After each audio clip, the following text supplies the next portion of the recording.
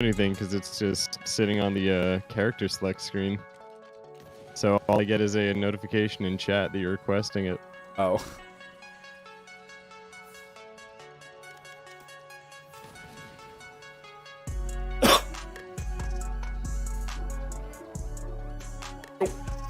I'm burning my chicken. Oh. That what's for dinner?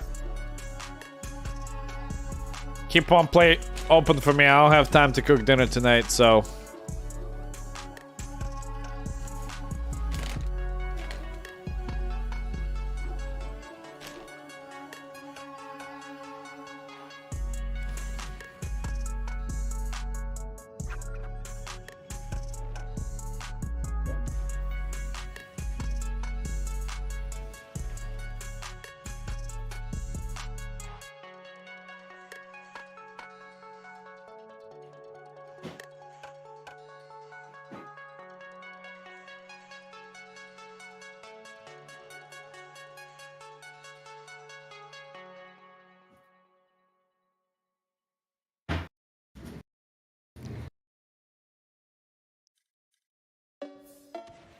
All right.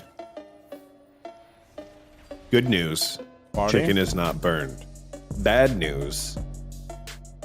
Gotta restart slobs. Love Slob? to hear it. Yeah, slobs is good now. It's about to go Oh, it's out. good. Okay.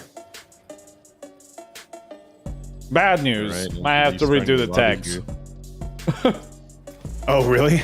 Let me check. So the lobby was Hang on. broken too? Well, yeah, because we had to restart it to get you in. Okay. Yo. I just wasn't sure if y'all crashed too.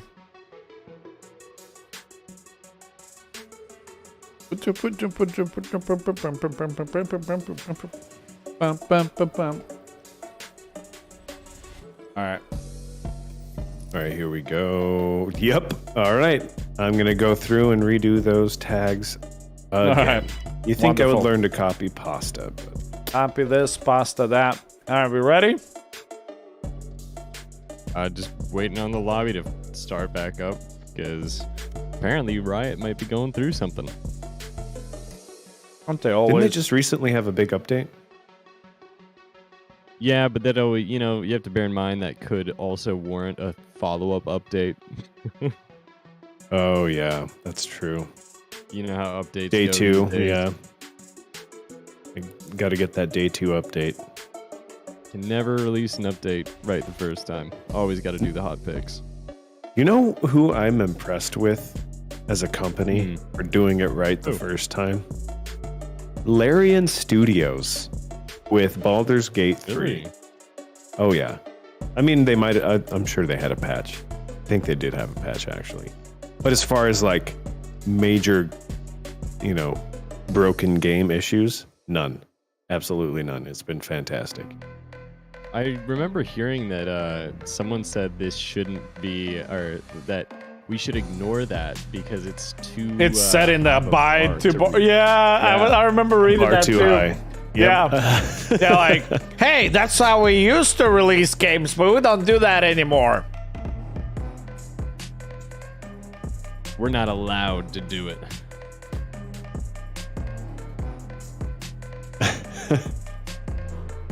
Our company does not allow flawless victory. All right, let's send it away. All right, we are ready. Okay, let's hope for no crash this time. Well, stream's already running. Sharing it We for enter first Chapsard. And boom, Thank breeze. With UAF on defense.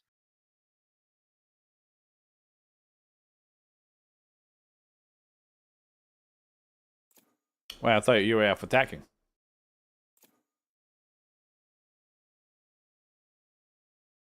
I thought it was. Okay, well, Well, we swapped Either sides. way, Lost. yeah, it looks like we got Meat Boys on attack, UAF on defense. God, can we back check? Make sure it was the right. Yeah, that's what they told me. I Okay. got it marked down. Okay. I will swap these tags around then. I had it all prepped and ready, but No worries. I guess they just want to keep you on your toes. all right, well, Done and dusted. Hit it. 30 seconds. Breeze, we obviously waiting have for the seen. pick. We obviously have seen UAF playing on Breeze versus Leftovers last week Yes. before they Yep. were eliminated. And here we go. We're seeing Aurelius picking Cypher again. Select your agent. So get ready for some more of those cheeky camera plays. Oh, I'm looking forward to it. Last time we saw Cypher able to hold down the entire left side of the map by themselves multiple times too.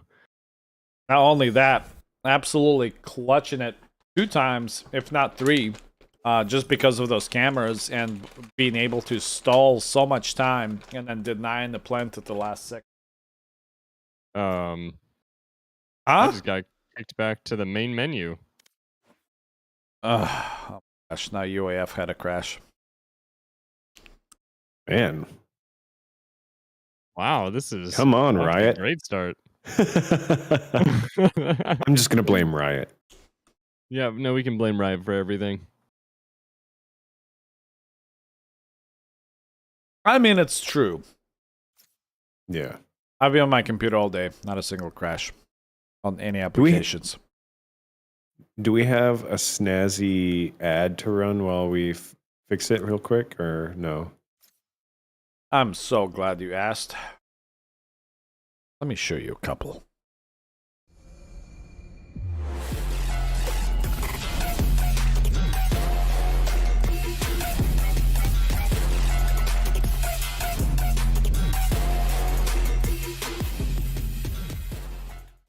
Endless opportunities are waiting for you with part-time service in the Alaska Army National Guard.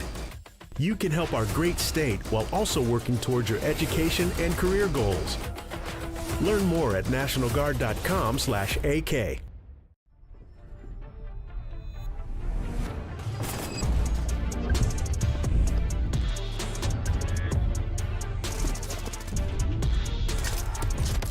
Grab a Monster Energy and go play Call of Duty Modern Warfare 3.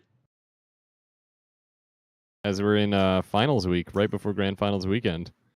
Well, glad you asked. Last week, week 6, we have seen teams being reduced from 10 down to 6. Only top 6 teams have made it into the week 7. So, CSGO, Case Money, Crocs, Atomic, and Leftovers, we have waved them a farewell. And this time around, during the week 7, one of these teams between Meat Boys and UAF Valorant and Shake It for Grimace and P3 is going to be walking away, finishing 5th and 6th, respectfully. Right. We have seen Shake It for Grimace. We have seen Shake It for Grimace beat P3 previously. I think it was during week 1.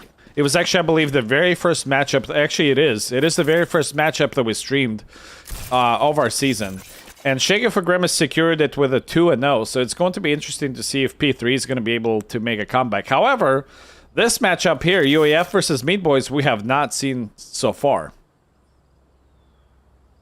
Waited all the way to the finals week to get a glimpse of these two teams fighting each other, and I just have to take a moment to point out right before we get into the round that I'm officially here on Pistol. This is incredible. I know. Many things have been broken, Ready but at to least get we got into- one thing working for us. As we get into map 1, we see heavy aggression up mid with Ratsat taking an opportunity to peek through the wall, unfortunately not finding anyone as they've wrapped completely around. Look at the speed coming in from Meat Boys as they circle around to this B site with bomb in hand. The rotations are starting to trickle in there, back in the CT Spike spawn. planted. All 3 of them grouped together. They have a huge lift ahead of themselves. Ratsat leaving it off to a great start. Again, them all playing around the same point. They're going to have to work together to peel these defenders out one by one, or attackers that are now defenders, rather. Last player standing. Unfortunately, they can't make it happen. And Meat Boys takes round 1. So far, huge momentum out the gates from Meat Boys. That explosive startup mid opened up a huge opportunity for them. And again, that wall going up just limited so much vision. The defense had no chance, really, unless they decided to play aggressive or counter-aggressive in that very moment. Right, and at the same time, again, last week when we watched UAF playing against Leftovers, we have seen UAF's ability to retake bomb sites, so it's going to be interesting to see if they can recover from this. I'm sure they can. As they move toward this A site, clearly you see Chizkua over here, one of the only defenders, now having some support. They're going to be on an incredibly light buy. And I believe Meat Boys is going to know this. Yoza. Spike started to be planted. Also gets the first kill. That's how overcommitted they're trying to deny that plant, but 2 players were covering for Meat Boys. Chizkua getting the goosh. Gaming Knife finishing off that kill. Honestly, any kills that they can get here will be huge with it being an eco. They're expected to lose the round, but again, they can do some sort of economy damage. Or at the very least, give themselves some nice fat stacks in their wallet. Aurelius is able to avoid detection thus far. Might be going for a single gun pickup, but again is a little too close to the site. And much ado about nothing here. Yeah, I mean, he could have chased after that, but decides despite. not to. Yeah. I mean, There was even one of the attackers that fell and left a bomb or a gun on site, rather. that is true.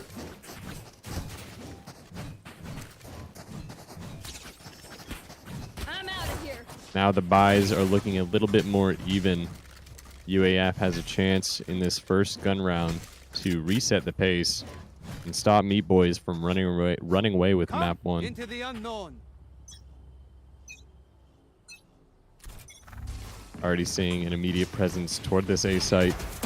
We see Puzzles rushing out, playing aggressive like they did that first round, clearly trying to own the momentum of the game. A smart move for strategic FPSs like this. And here we go. Puzzles is on the move. Gonna have to win this gunfight for their team, and it's a big kill. Opening up this A site. The defense is gonna have to slowly rotate around. Again, that Viper wall cutting off so much circulation for their line of sight.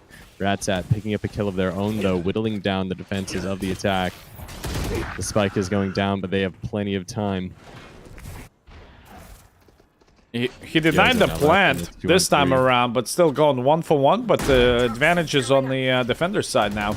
Enemy mark. Good pick. And this is already what we need to see. It's the momentum shift. The defense played it easy, and were able to get early picks while the attack was trying to get settled. And suddenly it's a 1v2. Aurelius isn't having it, and Jello gets like ultimated or whatever just happened there. Yeah, the It's Valorant like a things. KO from Street Fighter. Street Fighter 7. We're alpha testing. Yep, Street Fighter 7 right here. Speaking of Street Fighter UAF 6 is able to tomorrow. pick a- Don't forget. Oh yes. How's that been going, by the way? Quite the blast. Still don't understand the game. Hawks is Very doing all fair. the work pretty much. I just work here. Yeah. At least it's a pretty game. Oh yeah, I enjoy watching it. The comebacks the you get to background see from stuff. there. Oh yeah, background stuff too. Sometimes we see snakes, elephants, Air Force with random guy haircuts out of doing- regulation. Doing squats in the background just cuz. And then push-ups just cuz. Right. Of course, nice. Love to Borsch see it. goes Puzzles down is by on a Puzzles. rampage up mid, I'm gonna do push-ups next to this fight. Take this. Go, go, go. picking up 2 early kills in that mid position. Yoza picking up a kill of their own, putting that spike down. Puzzles currently, while not the kill leader for their team, definitely the instigator.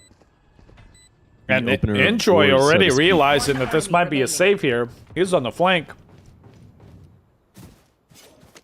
Gets 1 pick. Aurelius. Doesn't seem to be too worried about Aurelius, who's just hovering around in the background. Might be able to pick up Puzzles here. Yeah, just economic damage here. And there it is. Just economic damage, but at least it's damage nonetheless. Really, it's not making total use of the camera like we've seen before, or at least we haven't witnessed it yet. Gonna have to sit tight and hope for the best.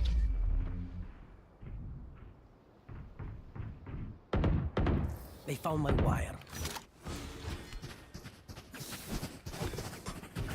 Buys, luckily for UAF, still looking fairly even. Unfortunately, though, this looks like it'll be one of the last rounds of a strong economy unless they're able to either come out with plenty of bodies alive and a loss somehow, or if they're able to cinch the round again. The necessity is keeping bodies alive because that keeps guns in hand and the economy nice and strong. Again, there is that default setup by Aurelius with a tripwire in the entranceway. He has an area of visibility on all the entries. And then he also has a smoke there and an additional smoke on the side hole with a one-way that's creating for him. Crazy aggression on part of both sides up mid. Borgia getting clean kills, putting their team in a nice 4-on-2 situation. That Spike actually never left the spawn. They were clearly vying for aggression by way of Puzzles, who unfortunately couldn't make anything happen on that A site. Now left in dire straits. Meat Boys is going to have to figure out a new way into this round. A's seemingly their favorite side as they keep going there time and time again, even in moments of distress. But Cheskua has been too quick on the draw. Getting And a little bit we've seen warmed a little up bit of here a in the one-way 4th round or 5th round. from Cheskua here. The nice thing about the shape of that 30 seconds orb, left. that smoke orb. Oh, a little messy there. Kill. Gaming Knife is going to have to follow this up. The ult has been used. He sprays through the smoke but doesn't catch anyone. One enemy remaining. Oh, bomb and is that down now. stops the plant. 11 10 seconds seconds. left. Do they know? The spray again comes in toward Yoza. That spike is being planted. Oh, he They has to know they commit. can rush this though at the time. They can't find him quite yet. Yoza is able to pick up 2. 30 HP. Aurelius finishes him off. Luckily for his team, getting in time. There's that crazy ult thing again. And Aurelius, the last to survive for UAF, but this time with a round win. Getting emoted on. Really is. It looks like Aurelius probably bought this week and is just having fun showing it off. I haven't seen him use this before. Always got to love it when the shop spits out something new. Oh, this is a nice spot. Yeah, it couldn't be me. I just let RNG decide for me and I get a bunch of grays and I cry about it. This goes here. Yes, this should do. That goes there. See, that's the CSGO in you, though. Or the CS in general. Looks like a full beast commit here from Meat Boys. Slimma not gaining any information with that little doggy dog. Aurelius is going to have to hold the line, getting plenty of information up front, at least onto Puzzles, for his team, bapping them back, allowing for a little bit of a rotation by way of Borj and Ratsat up mid.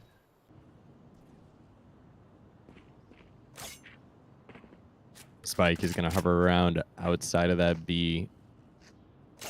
Meat Boys on the attacking side, lying in wait, possibly looking for an opportunity, whether it be rotations or a pick. We're going to see Puzzles lurking for that kill. 2 of the attackers slowly rotating around toward their spawn, hoping to find someone and catch them off guard, but the defense is standing strong. UAF is unwavering. There, watch out. Coming through. Whoa, whoa, And here whoa. comes the utility. Puzzles creating a lane for himself up, 30 being seconds trapped left. by the Cypher Trap. Clock is ticking, and Borges is nearby. Puzzles is able to find the kill. Oh, Puzzles find with a second, double. Enjoy, gets the kill of his own. And behind is Ratsat. Can't quite muster it. Meat Boys get their 4th round win. Yeah, I Keeping a love the bit of a pace there. lead. Went in initially, complete didn't change really up, work yeah. out. Completely paused, but however, didn't have the entire map control. Luckily, nobody from UAF has forced an aggro anywhere. But they still were watching that, short B and just, re-executed. Worked out very well for The him. opportunities that you gain from players like Puzzles having explosive starts in these rounds, it makes them, the defense, feel very expectant. Speaking of Quick kill from explosives, Ratsat on a Puzzles. Radzad. And he's able to completely back off with his team. We're going to see a full rotation here, though, as UAF decided to hedge their bets on B. Unfortunately, this was not the round for that. They are on a quite a bit of a light buy. This is going to be a daunting retake if they're going to make it happen, but there is a chance. There is a will, and there must be a way. Ratsat trying to find a bit of information. Is going to find 2 of them. Marks where they are, and the Sova ult comes in. Able to pick up 1. Do damage onto others. Ratsat gets a kill.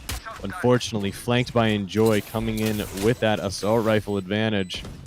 Gonna be a tricky situation to deal with, but luckily Aurelius gets a kill into Gyoza, and Enjoy is left completely alone.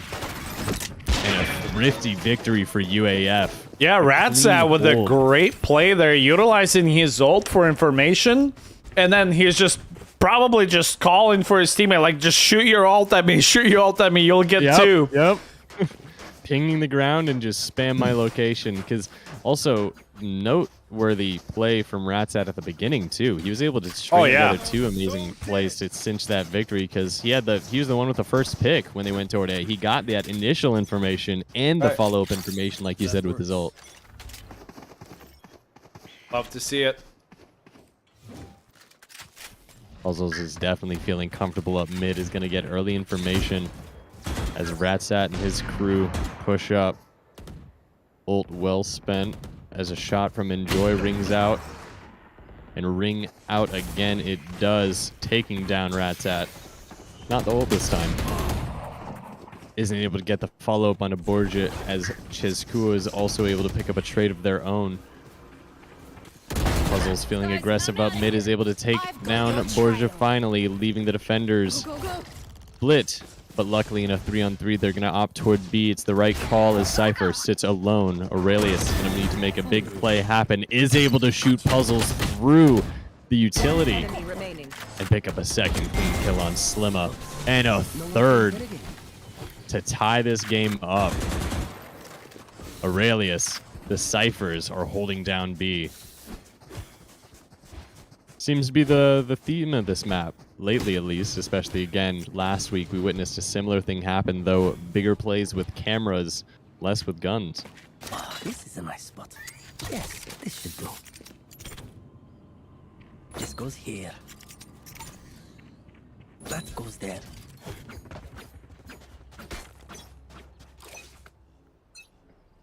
This time, Meat Boys on the attacking side at the deficit of the economy.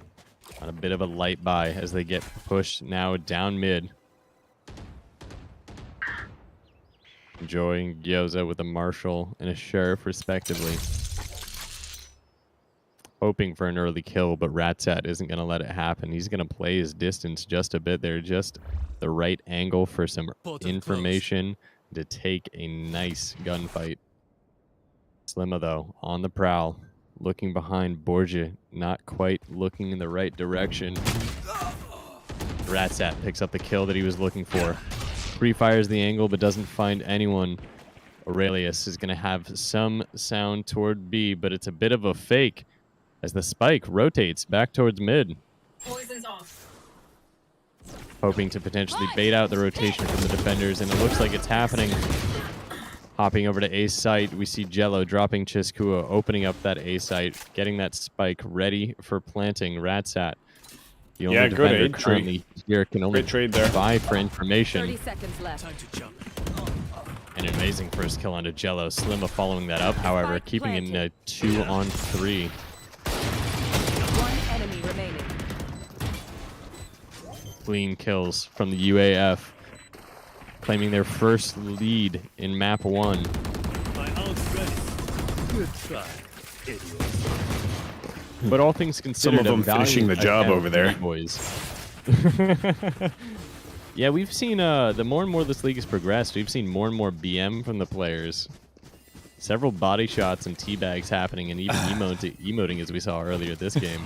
Yeah, well, I mean, definitely as we get closer to those final stages of the season, the nerves start to get to it. You get a little excited about the clutch or the play that happens. So perhaps you want to destroy the enemy team's morale. All for good fun. Just don't overdo it. Oh, yeah. It's a mental game as well. That's right. Puzzles again with an early kill. Can't get it the second. Borgia is able to trade him out, and trade him out he does. Oh, He nice. trades him Ready out for that jump you, up. Beautiful. Good read. leaving UAF in a pretty situation in a 4-on-2. Both remaining attackers going up that cat area. Borgia is going to have some early information here, able to use the utility to hold them back. Just enough time for Gaming Knife to rotate up. I'm not sure if they know exactly where that spike is, if they know it's in their possession, but regardless, I mean, Boys is gonna have to 4v2 rotate here. around. Yeah, I mean, they have plenty of time for this. Oh, here we go. Just got the info he needed. Boom. There's the information. Huge. The Viper wall even comes up, giving him space to play around. He's going to spam through it, not find anything, but that shock dart will. Jello gets the kill.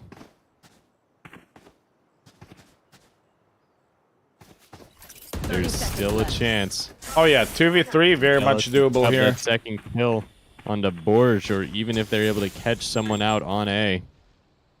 Which Oh, I they might love just this. Be able to do with Aurelius heal, but Gios is not going to pay attention. Spike down. Aurelius is A. able to drop him, and Jello left low on health. I was just about to say, if Giosa Leave was it going to alone. go on the other side of that Connex, that was going to be such a huge play.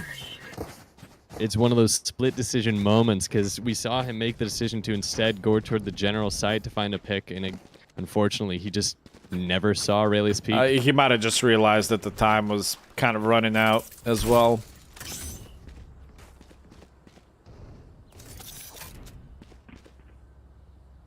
But UAF starting to create some separation between themselves and Meat Boys are going to start pulling ahead here on the defensive side.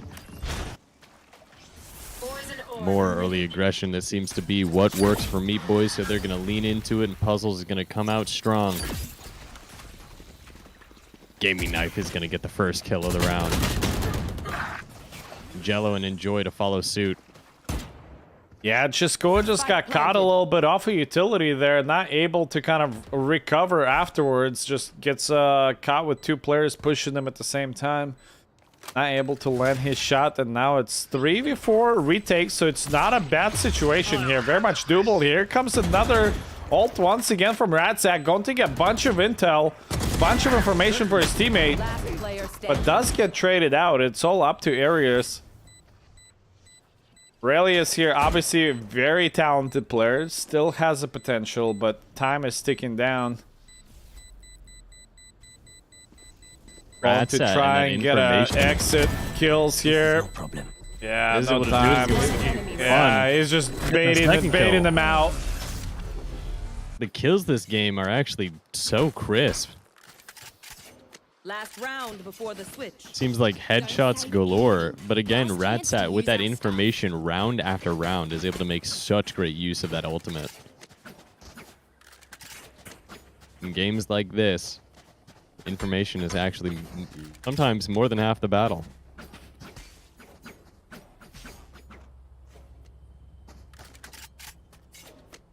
Absolutely. That's why we're around 2-minute delay.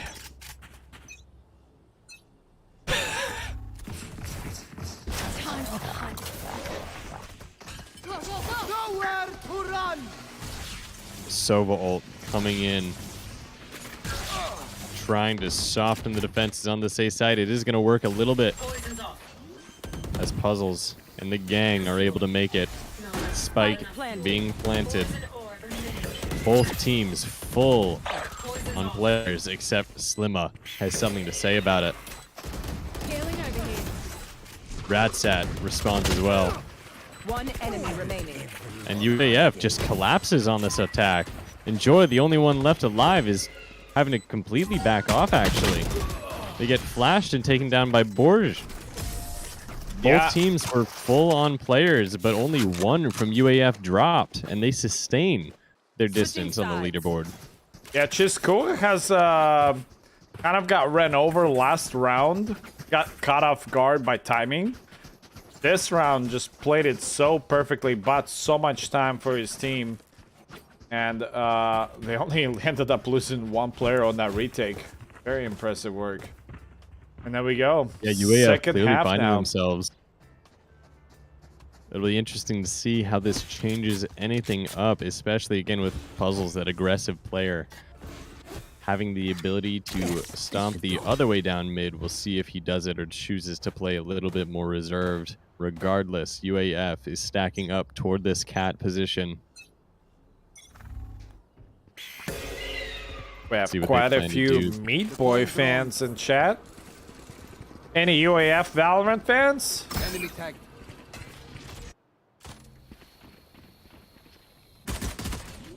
An early control of B site. Again, both teams full-on players. Creating a bit retake. of a sticky little retake by way of Meat Boys. Pistol rounds can also be ever so tricky, relying on such accurate headshots sometimes. Just Kua picks up the first and the second. Rotating effortlessly around that pillar is going to drop to Puzzles, however. Deciding to use that ability at just the wrong time, gets dropped. And Gyoza, last alive, gets the shot baited out by that Sova. A 1v3 is going to have to make something happen very fast. Off to a great start, but unfortunately that clock just keeps going down. Borche is low on health themselves, but not enough damage from the rest of the team. And Meat Boys, or rather UAF, extend that lead by one more round. Up 3 in the second half of map 1.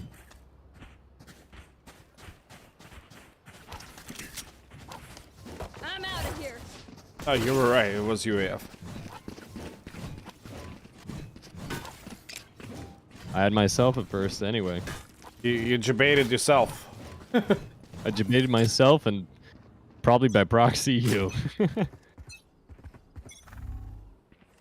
But that's I was all like, yeah, good yeah. because But I was like, wait. I'm second guessing too now. No, wait. No, he was right. the joys of keeping track. Luckily, UAF actually has their name in their names. Like the actual UAF tag. That's been very helpful. Most teams that just have to try and remember who kind of plays for what.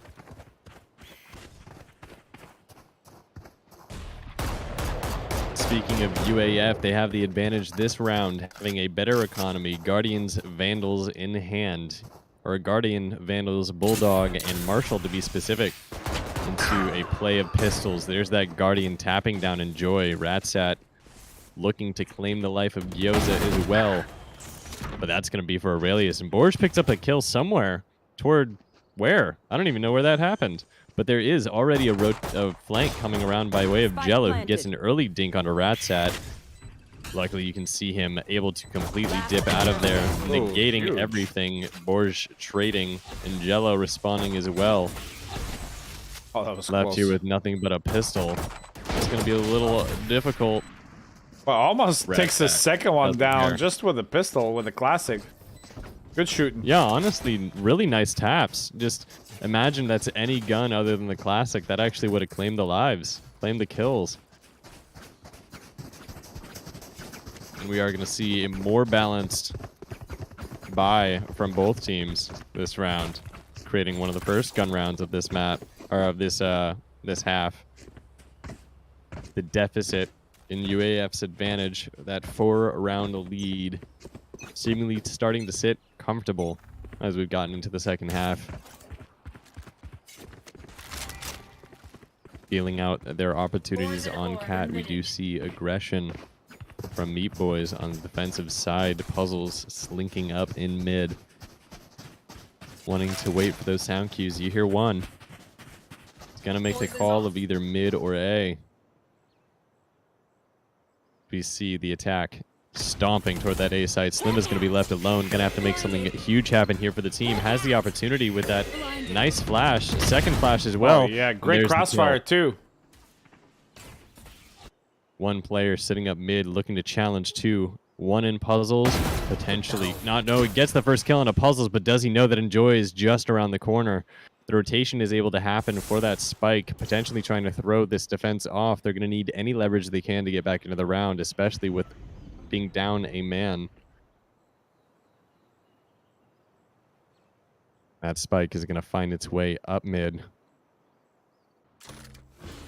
Aurelius sitting just on the other side of where Enjoy is. 30 seconds left. We still don't know if they're aware of each other.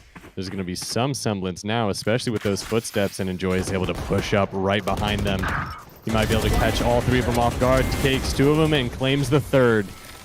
A nice lesson in patience from Enjoy there in mid. That was awesome. Want me dead. Eh bien, they're not the first. Might just be what Meat Boys need to put the momentum back in their favor. They won't have the advantage of guns this round, but they do have the moral advantage.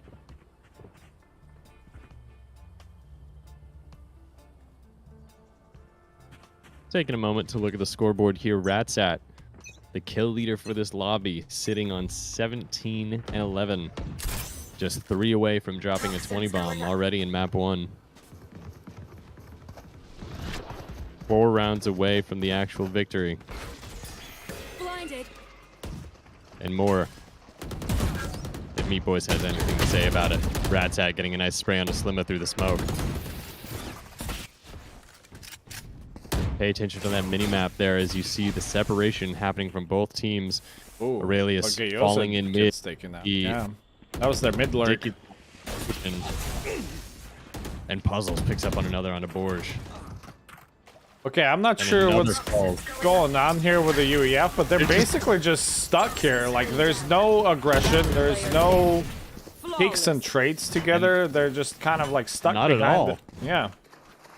No utility except for that initial Viper wall, but that seemingly did nothing when they can just spray through. And again, like you're saying, they're just being non-combatants. Almost And kind of clear like as off day as guard Meat by Boys the able to amount of pick up a flawless utilities round. being used here. Yeah, weirdly. And again, you saw that, you pointed out that lurk toward mid. If that lurk mid would have resulted in anything, sure, they could have rotated off. But even still, they seem to put all their bets toward A regardless. We'll see what the next step for UAF is. If they change it up, they do have Spike going towards B here. Yeah, sitting on a bit of an eco, they're going to make the decision to probably prioritize putting that spike down, hopefully baiting some sort of rotation to give who is that Cheskua the opportunity. Is able to trade his teammate Ratsat, though, leaving himself with 30 HP. Not the best situation, but a decent situation nonetheless, again, being on an eco. I know And exactly. the heals are coming in as well. The Cypher ult in use.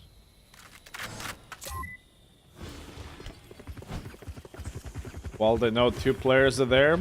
2 players on A, but they are a little bit further split away. Gaming Knife will get a lot of coverage here. Already up to Gaming the Knife. Connex around the pyramids.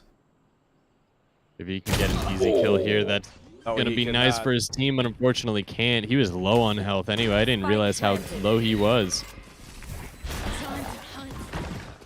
Aurelius lying in wait, sitting in this cheeky little corner, might be able to do something huge. The vision gets cut off, but a kill is obtained before Nice dropping anyway. The spike is planted, the clock is ticking, Blinded. but they're cut off. And the UAF. Spike is planted on the other side. Yeah, Cheskua realizing that needs to go into A main here. Make a Is able swap to for pick up Vandal. one. Almost picks up the second, but great damage, all things considered. Yeah, by way great of UAF. for very good round for an eco. An eco. Plenty of kills and the spike down. Yeah, I don't hate that at all. I wouldn't hate that at all if I was in their shoes. No. Again, they still have that round advantage. They had some to burn away, but now it's time to seize control once more. We see an operator coming out on the field in the hands of Enjoy. We've seen him use this operator before, not only this season, but the last. If any of you saw last year's grand finals, Enjoy was throwing out some beautiful shots with the operator all the way up until the final round. Who's next? Early aggression again from Puzzles, followed up by a quick shot from Enjoy. Ratsat getting nice information again. Borgia able to pick up a kill of their own to even it back out. I've got your trail. But Enjoy shuts down anything on Gaming Knife's mind. Lying in wait on this cheeky little corner. Aurelius has the opportunity to catch him off guard, but shoots just a little bit too soon, giving himself away. Enjoy is going to be cautious of that now, especially with this operator, that investment in his hands. See the defense rotate completely off B, pushing deeper in with Gyoza. Mid completely controlled by UAF. Aurelius might be able to hear this rotation. Certainly here's the flash. They're hoping to figure out where to go, but Meat Boys is digging in just right, not giving any sonic information. Enjoy on a cheeky little angle. Gonna have to be brave and peek, but Ratsat decides to peek first. And Jello drops as well. Ratsat opens up a great opportunity, and there's that slow rotation kill by way of Aurelius in mid. That final B player, Gyoza, has a tall order ahead of him in a 1-on-3. It is still winnable. And they will have to win it. They're going to want to tie this up, but nonetheless, a close match here. Might not check the corner, though, for Aurelius. Won't. And Aurelius embarrasses himself, but gets the follow-up. Gun here. Could you imagine if he would have just lost that entire gunfight right there? It's always in those really patient moments that for some reason the nerves act up.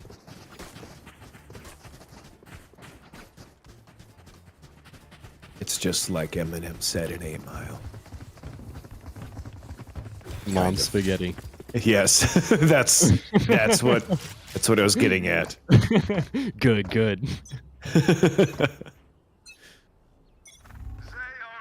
UAF still opting to play around this B site. Little do they know, Enjoy is sitting here with his ultimate in a bit of an off angle, but clearly they seem to expect it, pre-firing the angle. Flash ringing out, and then a bolt. He's going to have to brave this angle to try and get the pick, and backs off already. UAF knows they have an opportunity. Only 2 defenders currently here. Rotation starting to happen, but clearly dancing around. Obviously, with the lack of information, Meat Boys is not going to want to dedicate to any call, having not seen the spike or heard much else other than that initial contact. The spike is going to rotate around, however, toward that A site. The defense still spread evenly, though. This is not a bad position for Meat Boys, nor is it for UAF. Both teams looking very strong.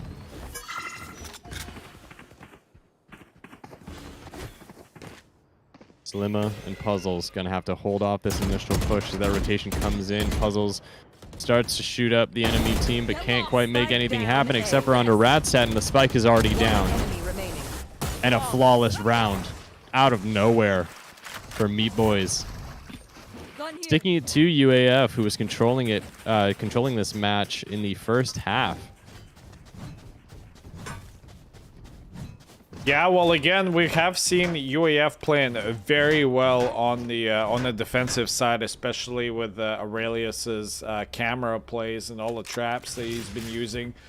It's the offensive side where the leftovers were slowly kind of making a comeback against UAF. Very true. So, yeah, so again, attacking side, you know, maybe perhaps it's just the map a little bit more T-sided, or I guess depending on the operators that you use. Goes a flashed and stunned and just, oh my goodness. But wow, nice. Ratsat was in there like swimwear, but the nice gets little taken flick, out. and Enjoy follows it up. See, that's what I'm saying. Enjoy with this operator is very deadly. He's always been a precise aimer. It's a scary thing to go against. Enjoy with a scope, but Borge braves it and survives.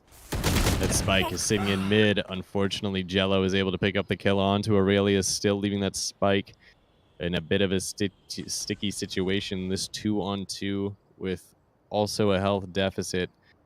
It's not a fun place to be for UAF. Moments away from Meat Boys tying up the game at 10-10.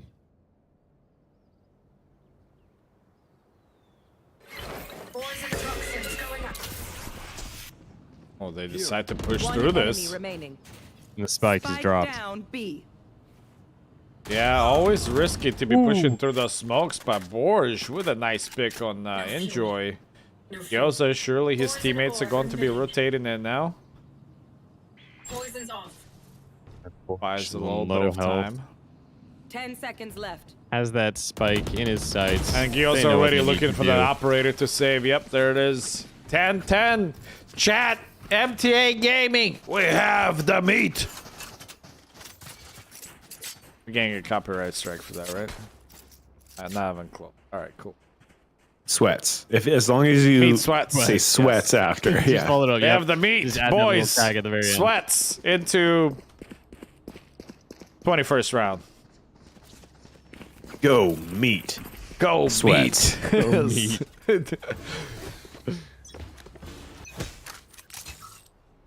We'll see reactions in about 2 minutes. See if it paid off. Light buy for UAF means that this should be Meat Boys round. Giving themselves a round up. Jello picks up the first kill. Gotta go. Mid control is a serious element of this map, with so many quick rotations relying on it, and so many pockets of information available. But unfortunately, the pistols can't cut it.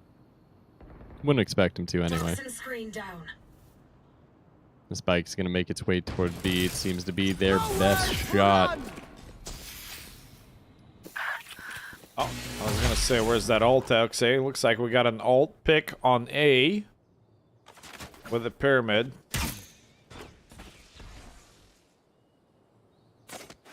Tying up the kill count for the round at least. Into that 4-on-4. 2 ultimates available for both sides, but I'm not sure UAF is going to want to use one given their economic Got 20 situation. seconds remaining. Down to a clock here. As looks like Aurelius is going to try and deny the rotation of the operator. But the attack is going to be happening on A. Puzzles and Gyoza buying plenty of time. Spike down A. And there we go. It's all up to Aurelius now, and Meat Boys are looking to take this round lead. Clean kill on a puzzle, standing still, able to catch him off guard. Again, not bad damage. Enjoy, though, finishes him off. But again, not bad damage for an eco round there. They will pick up 3 or 2 kills onto that defense. Drop some guns, but it's not going to do much it's to not their gonna do a whole economy. lot Will of give economy. UAF a little bit of extra money. That's right. And that's what's the most important part. UEF again sitting on a little bit of 150 up to 1,000 credits there. And they have probably a little bit of util here. Let's take a look. Most of them do have a util, so this is going to be like a... Well, they are also in the round loss here too, so... Either way, they should be able to buy weaponry, armor, and a little bit of util next round, even if they lose this one. But obviously, a timeout is being called because this is a crucial round as Meat Boys are looking to secure that match point.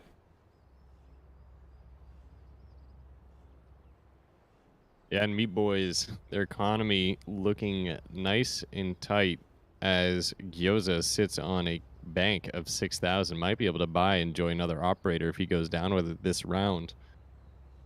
But of course, we'll find out in about 5 seconds.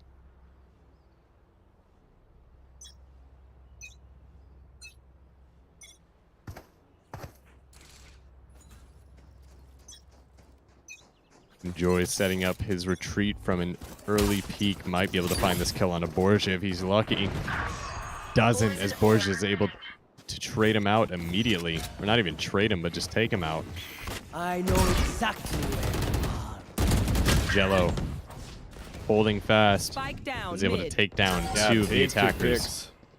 I've got your trail. 3v3. This is very much doable for both teams. Let's see who is going to take an advantage here. Look at all that util being called, being used. Oh, I love And this. the snowball ult stopping the plant. Unfortunately, not damaging anyone. Able to actually pick up 1 there at the very end, but did stop the plant, gain a little bit of time, and Borgia is just on a rampage. And getting information of their own, UAF is able to confidently peek out. 3 players alive. Jello will need to click some heads fast. Revealing area. Was able to get a little bit of information, however, onto 2 of them. 3 gone. And now he knows where the final 2 are. Both singing it full health. Is going to need to Now 4. get one more kill onto Borj, who doesn't let it happen and picks up a 4th for their own. Borj, again, is on a bit of a rampage these past few rounds, being the first in the lobby to drop a 20 bomb now. With, wow, 3 more right behind them. Oh, Aurelius yeah. and Ratzaz being at 19 kills for themselves. And Joy also at 19 with that operator. And we're all tied up again at 11-11. Yeah, this is going to be next couple of rounds huge for both of these teams here. And we are seeing now UAF again. Even though they won that round, the money is not there. Only 1 player survived. 3 Yeah, Guardians again, this time around. People underestimate how important it is to an economy just to stay alive, not even getting a kill. But not having to rebuy armor, not having to rebuy utility, it means so much. UAF Aurelius getting the first kill.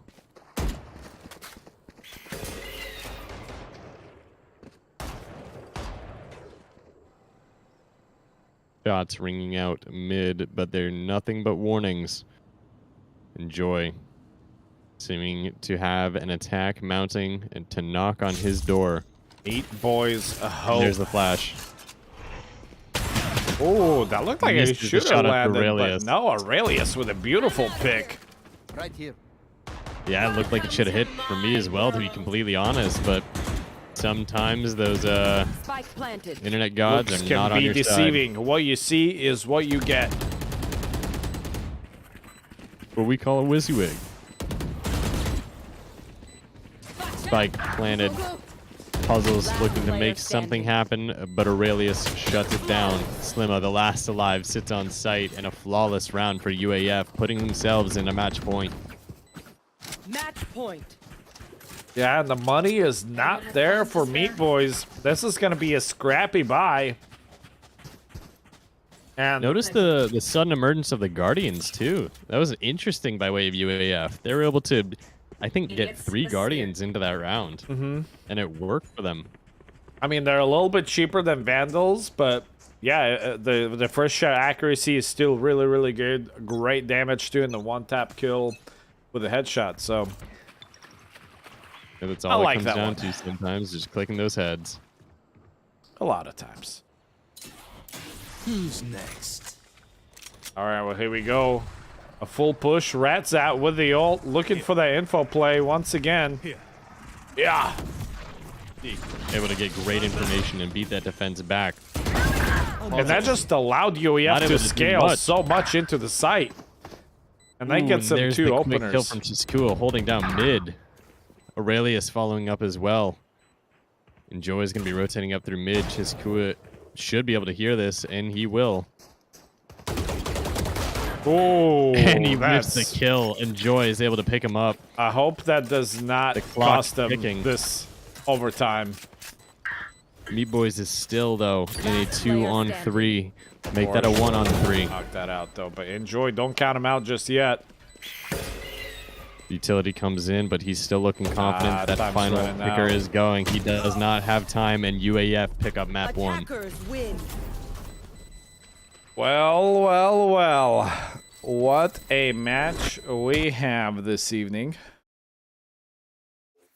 That was Both close. teams showing up strong. 13-11.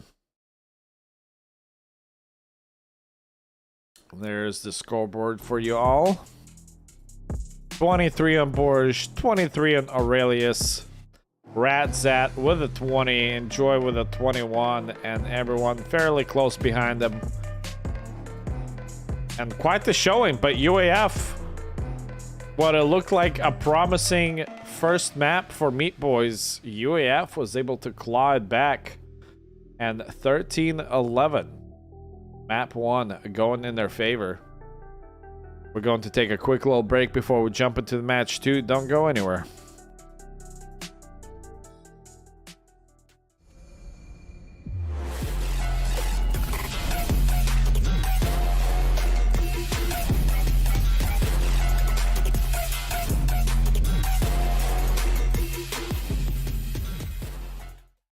Endless opportunities are waiting for you with part-time service in the Alaska Army National Guard.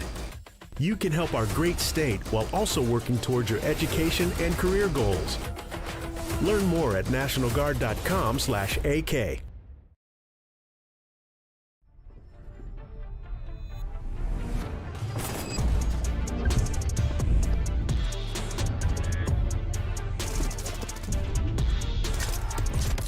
Grab a Monster Energy and go play Call of Duty Modern Warfare 3.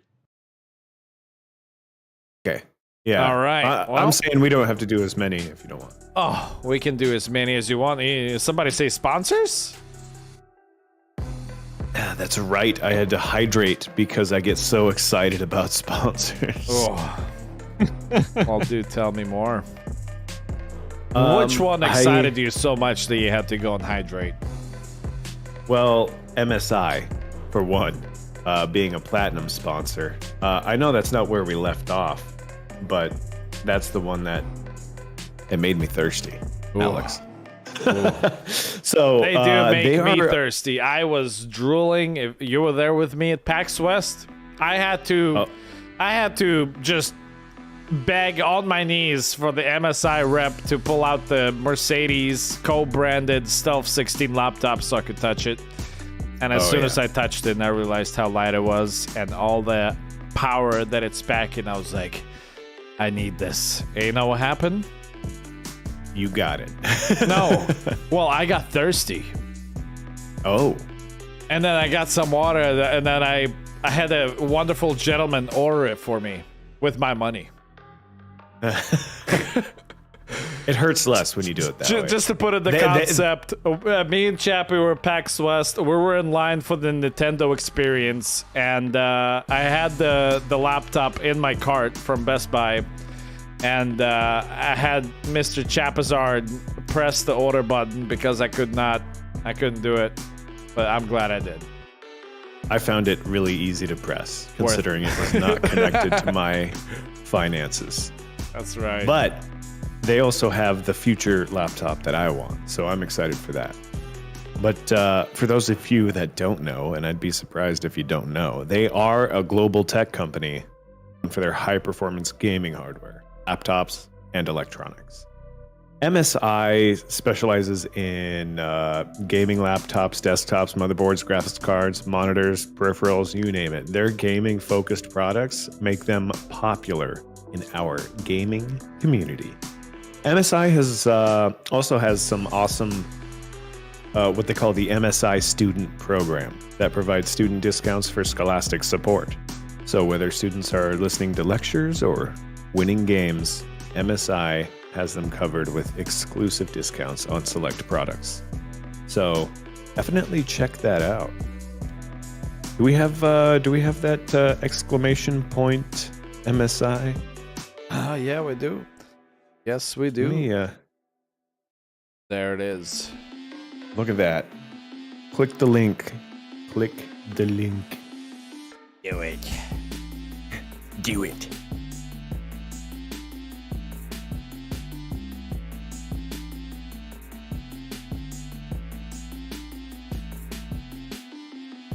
All right. like Well, we're the just waiting teams on are one coming more back. player. Yep, from their little bathroom break. We have a lot of Meat Boys fans in chat. Very unique name, by the way. Say Meat Boys. Meat Boys. It's the kind of name where I feel like I need to do an accent. It's me and the Meat Boys. We're just gaming throughout the night, eating ham. Honey glazed ham is my favorite, fella. Honey glazed ham. UAF has won the first matchup 13-11. Obviously, Meat Boys did not go down without a fight. Nope. Not at all. Again, both teams looking very strong. They're You know what putting in did go work down this without a final week. fight? What? Honey glazed ham. Okay, sorry. I'll stop.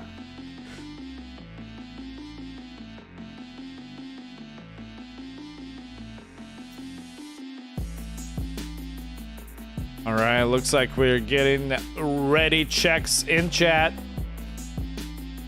And in the meantime, map 2 will be Bind with Meat Boys on defense. Yeah, that's right, Bind. I'm pretty sure you could say at this point it is one of the caster favorites. I do like Bind. It's a classic. One of my favorites. All right, we got all ready from teams. All right, So let's hit it. send them. Fingers crossed. No crush, no cup.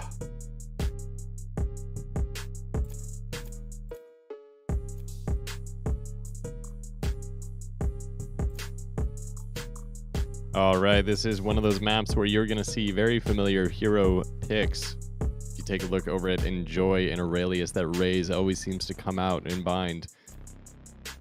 Of course, with Brimstones and Vipers to boot. Interestingly, in this matchup, we're seeing a healthy amount of support players by way of Slimma and Borj opting to go with the healers. As we mentioned a few weeks ago, not many teams seem to run healers nowadays, so it's always a bit refreshing to see them come out of the woodworks. We haven't seen a Sage in a little bit. Those revives always make it interesting. Yeah, definitely. Well, I know for a fact, you know, there's a couple of players that always pick Sage. Let's say Silvak for once. He's one of those players that is can make an impact on the team, but he's definitely not a top fragger. And one of the reasons I think why he always picks out a Sage, because he always tries to revive the person that can make an impact, and sometimes they can make all the difference in the round. And shout out to players like that, honestly. Everyone thinks that these games are all about being the best aimer, That's the right. best fragger, but You're sometimes the that's so backbone true. of the team is someone that can just support. That's right. Support is That's just me. important. No, you're just can't the aim at all. you're just the what do they call them? The pretty Caboose. face. Yeah, there we go. The feeder. yeah, that's more like it. I couldn't think of it.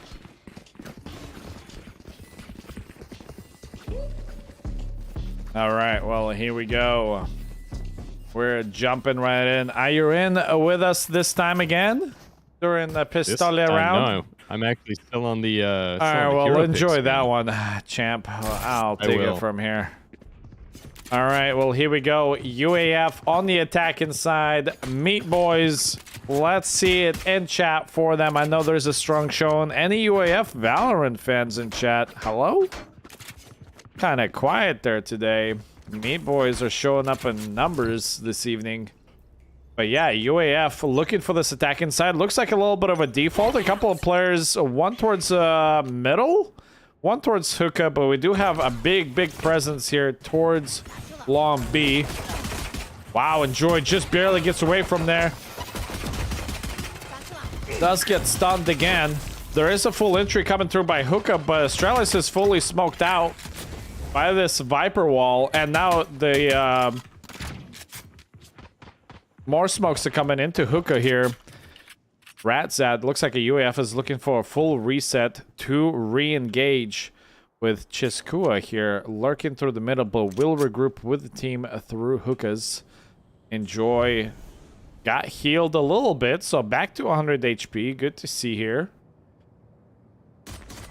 Oh, the peek from Hookah. Aurelius is able to get a couple shots out, but not quite the kill. And Joy might be able to make a big play That's here. a Is able to 1-for-1. claim That's one. big, though. That is, especially on pistol. Unfortunately, now Meat Boy is just locked out in that hallway of doom. I always hate retaking from that hallway. As you can see, UAF is able to back off toward this long B area, back up into safety. There. So this Viper wall might be able to do something. Might be able to throw him off just a bit. Jello forges on ahead. The two drop to Chiskua and Aurelius Player respectively. standing. Puzzle can't quite make the bullets connect. And UAF take round one of map 2.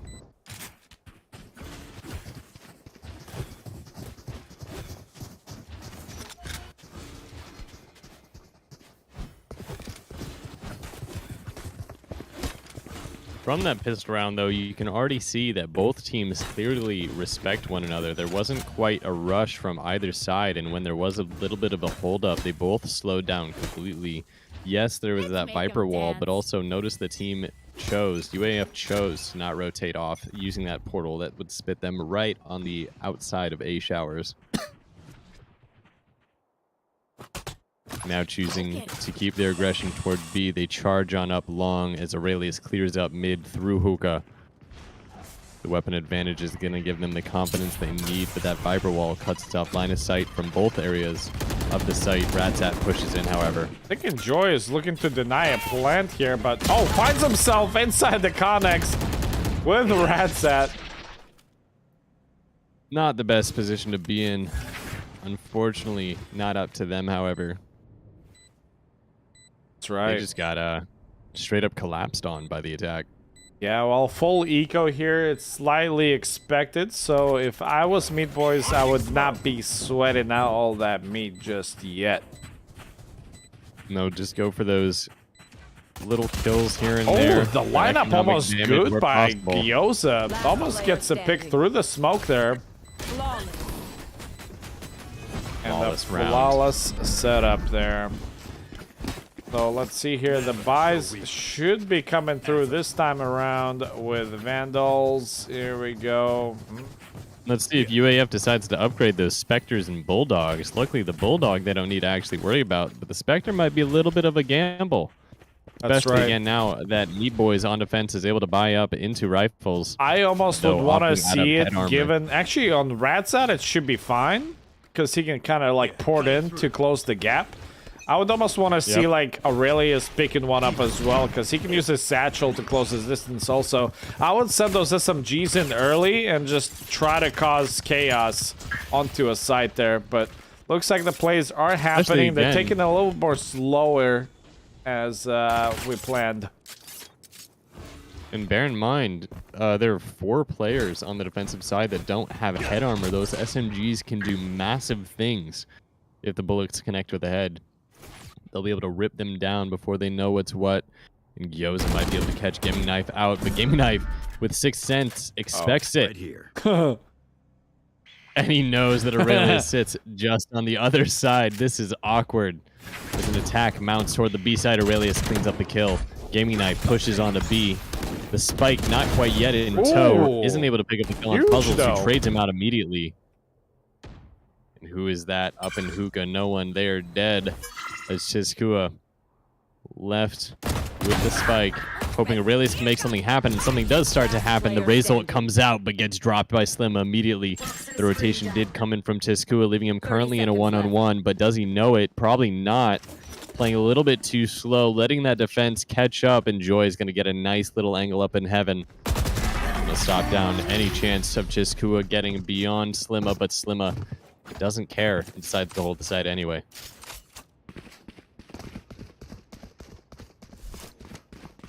A quick response from Meat Boys, stopping that momentum from UAF once more.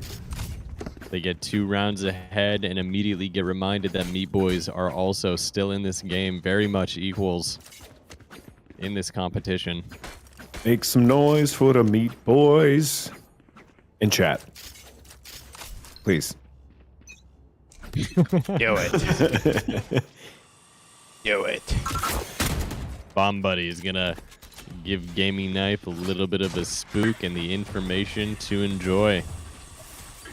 An attack mounting aggressively toward this A position. Enjoy needs to reposition to get himself an opportunity to pick up some kills. Early aggression in the setup, but not quite the follow-up. Ratsat gets the first kill. Borge gets a second. And Slimma is suddenly the only one left on A as the rotation starts to come through. Knows where Borge is, able to pick up on that first kill. Doesn't quite know about the other player in the corner, however, and Ratsat. There he is, that corner player. Right here. Gyoza charges in. Immediately crossfired. Unfortunately, Puzzles left completely alone in a 1-on-4. Odds do not seem in his favor.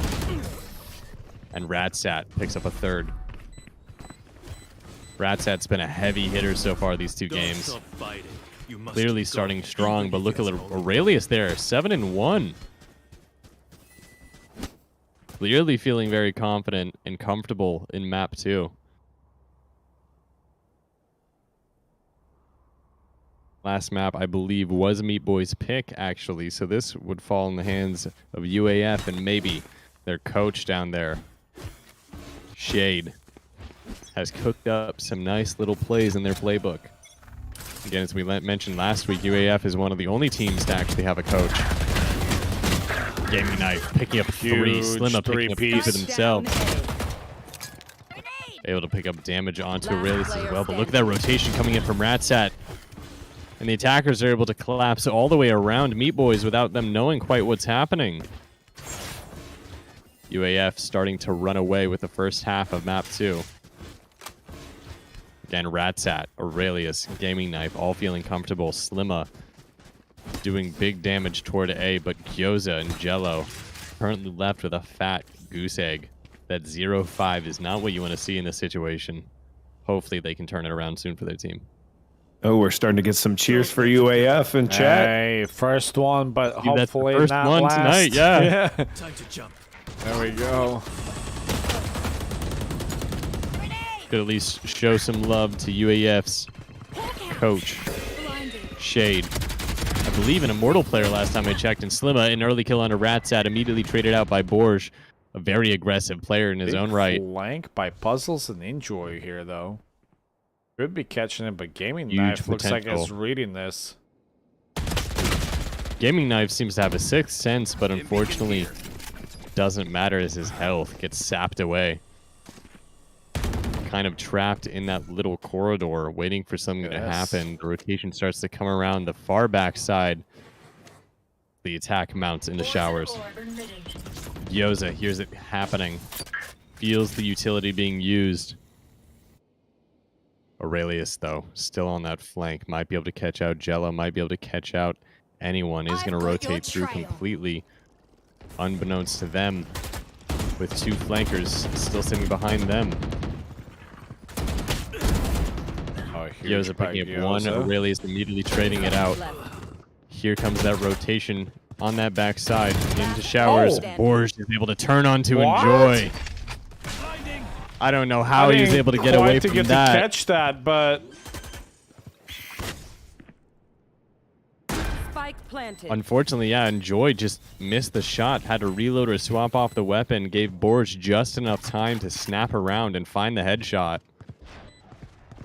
Leaving Puzzles in an unfortunate one-on-one. The health is looking in his favor with all the players being around half, but it's not going to matter. Aurelius connecting with heads this match, climbs to 9-1 and brings their team to 5-1 as UAF starts to run away.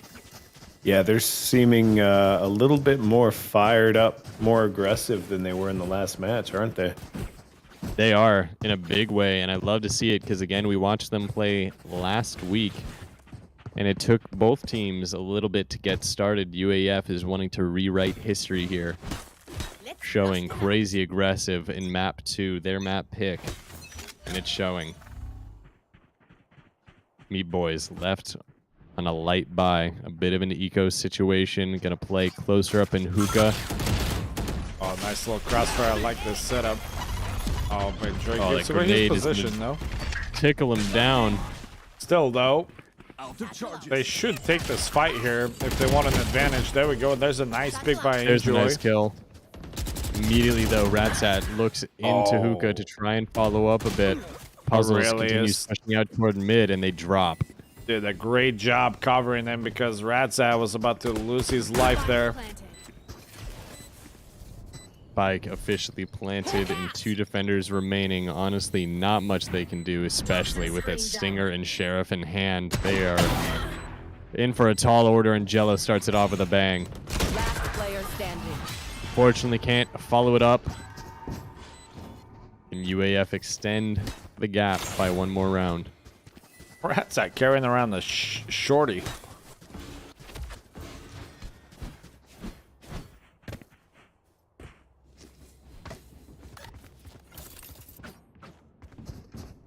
While UAF might have the least amount of supporters in chat, they are putting on quite a bit of a show. That, and they are putting up quite a bit of rounds too, extending that lead now 6-1.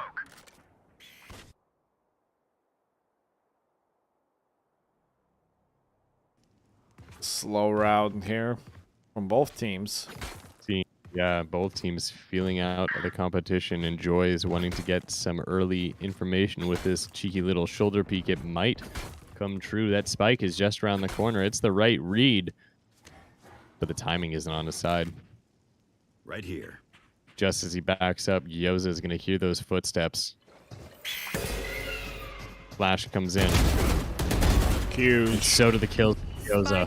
The spike has dropped. The Molotov is going to go down. Ratsat pushes through, though.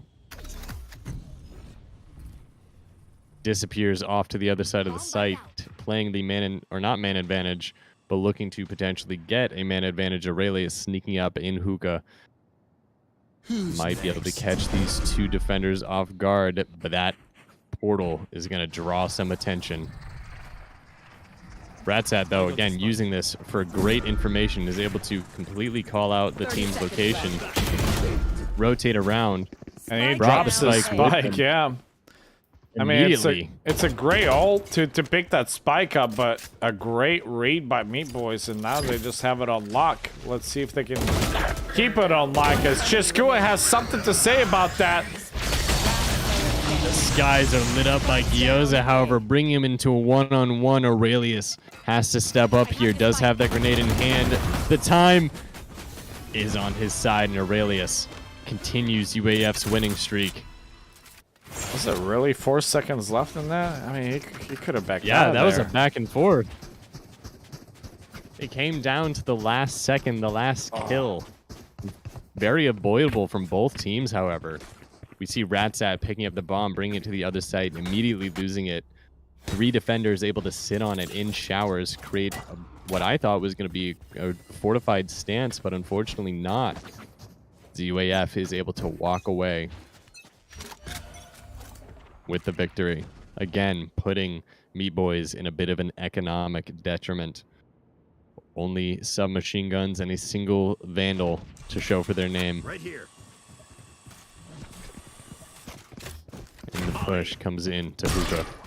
Gyoza starts to back off. Unfortunately, fires at the ult. And Ratsat picks up a second on the puzzles. Able to back off completely, maybe positioning themselves for some sort of a rotation. Enjoy can't find the second kill for themselves. The spike is still alive. Deciding if it still wants to go B. The defense is in a tricky situation, needing to call which side it's going to be. They're going to split as the attack continues to march onto B site. The spike starts to go down. Slimma has the information they need and isn't able to get any more. This 2-on-4 is going to be difficult. Slimma's aggression is going to need to pay off, but that Viper puts a stop to it immediately. 1 enemy remaining.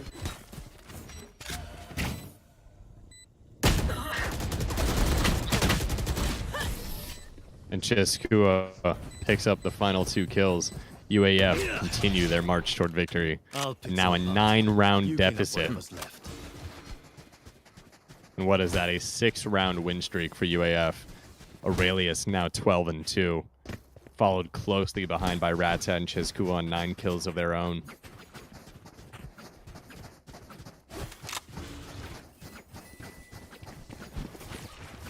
Honestly, what needs to happen here? What needs to change for Meat Boys to be more successful, either now or even on the attacking side, when side swap? That's I don't know. I mean, like they get in the picks, but however, it's not enough. It's the initial trades that need to happen. Those opening kills are happening, as you can see here, in favor of Meat Boys. But it's the mid-round plays that are getting UAF advantages, seems like. Or those clutch plays that are getting them back into those moments. But 5 versus 2 is surely a tall order here for UAF. But they're fired up. I wouldn't count them out just yet.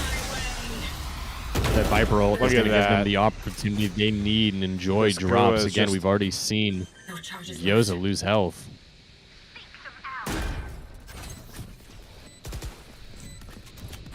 Decides to push up. Smoke comes in. He's going to be down to the wire. The sprays are going to need to happen. Jello is able to pick up one. Unfortunately, Chesku is down to the pistol. Is still able to make it work, however. A 1-on-2. Oh, surely not. 1-on-1. Able to pick up the He's just buying Spectre time. and Love it. create distance. In a beautiful situation, Slimma completely unaware and has to reload on 2 health. This is And exactly 4 what kills, I'm talking Cheskua about. clutches it around. These are the type of moments called is it. why Meat Boys are losing.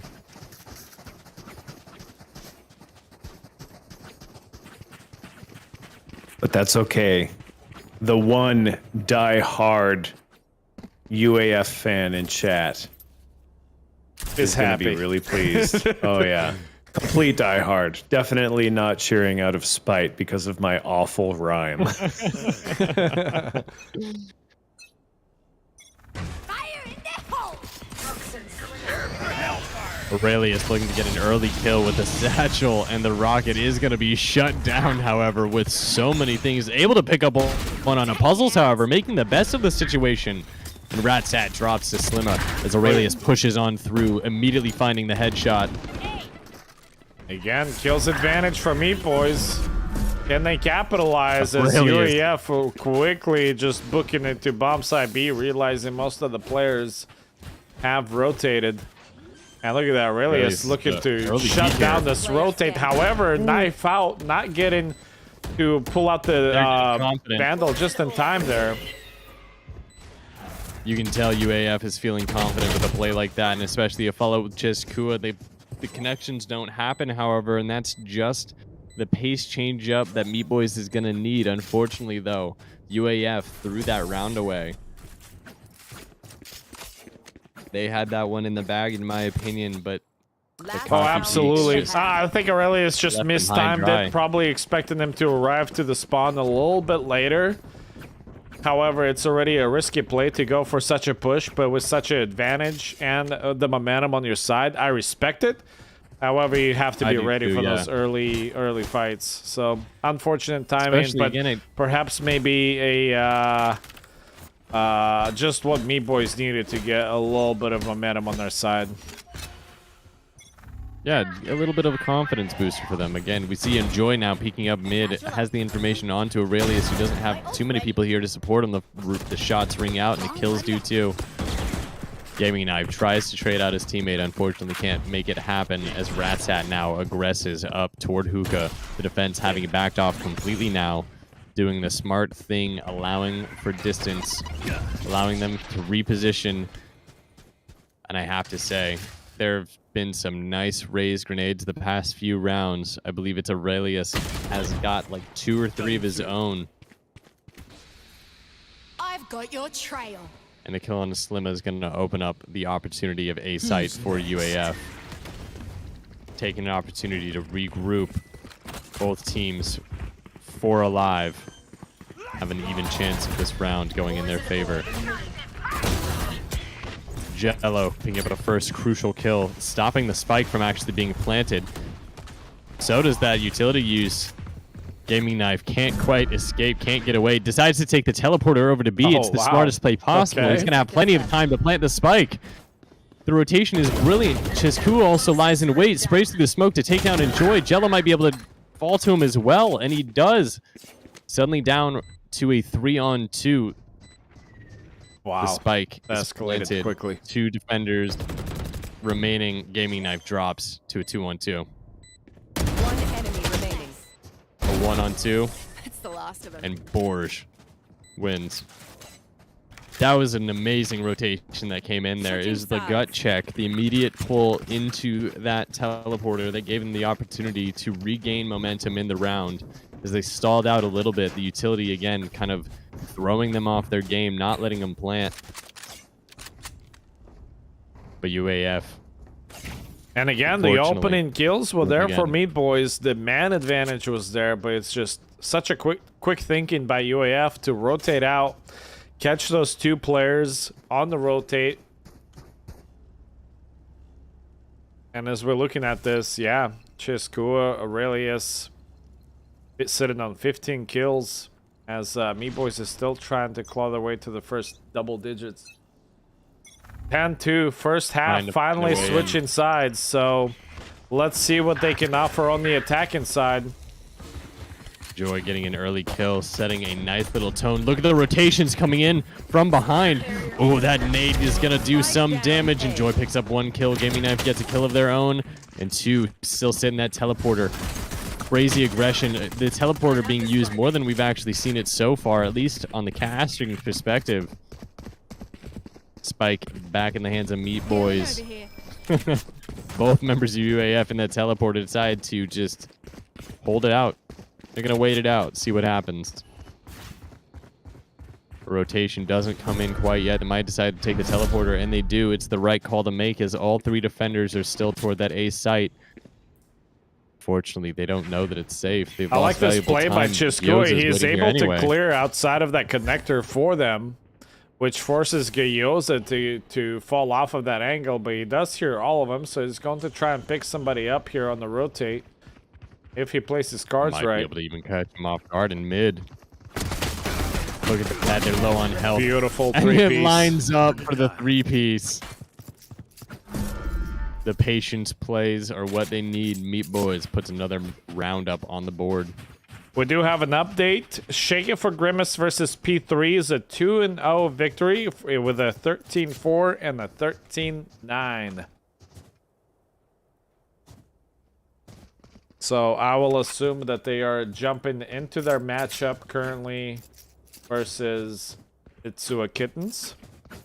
And again, a winner of this match, if UAF closes this out, is going to go into the best of 1 between UAF possibly versus a Midnight Sun, unless Meat Boys have something to say about that. Chat, what do you think?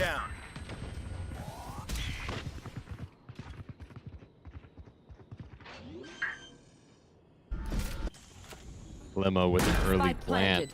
Look at that fast rotation again through that teleporter. Again, just being used more than we've ever seen it so far. Yeah, especially by the defensive side.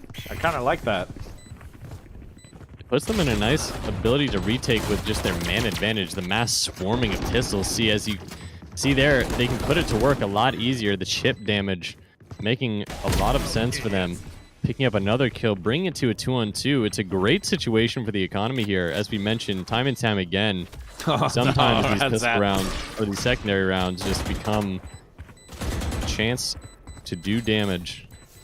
Last player standing.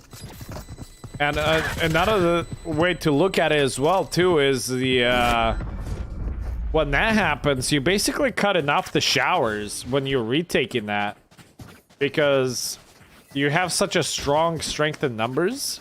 It's almost a guarantee to retake showers, and at that point, if players have not extended because they don't know how many players on the CT side or on the defensive side, chances are they're all on the shower or short A. So you're basically automatically assuming, oh, okay, they can either be here on the A short, or they're going to be over here on the A lamps in the elbow, or as we call it, Z. So again, very interesting to see that play from UAF. Fast plays with a judge in hand by Enjoy, and it pays off as Gaming Knife falls. Slimma, spike in hand, is able to initiate the plant. UAF completely cut off. Oh, Jello almost gets shot though, because Cheskua is here catching Gyoza sleeping, but Jello is there for a trade.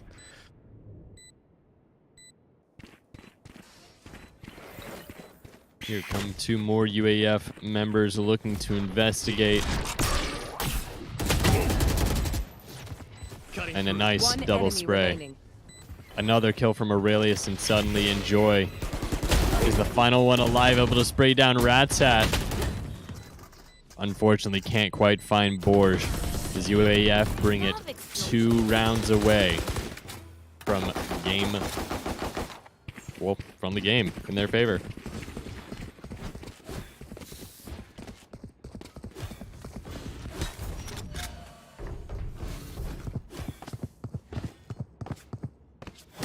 Meat Boys showing plenty signs of life that they haven't given up yet. And there definitely is still chance for them in this game.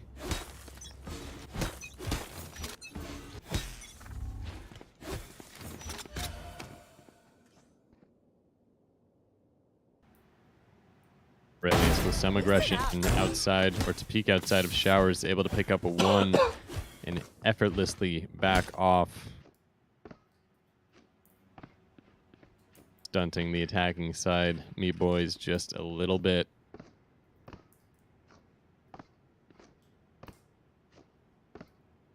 As you can see, the defensive line has crossed upward, or forward at least. They know this attack is going to come toward A. And those shots from showers are going to give them the confirmation that they need for that rotation to start coming around and enjoy. Boosts into sight, picks up an early kill. Look at that, the assist though from the team. Up in the kill feed, Gaming Knife picks up 2 kills. Last player standing. And Ratsat picks up another. Yoza left completely alone on site in the 1v3. This is going to have to be a huge play, and it's possible with the kill because Kua, but Ratsat shuts it down, bringing them to match point. UAF is ready to be done with this. Time to jump. Yeah, match point here as it's looking closer and closer. Chat still believes it. We got believers. Believers. Where's believers in chat?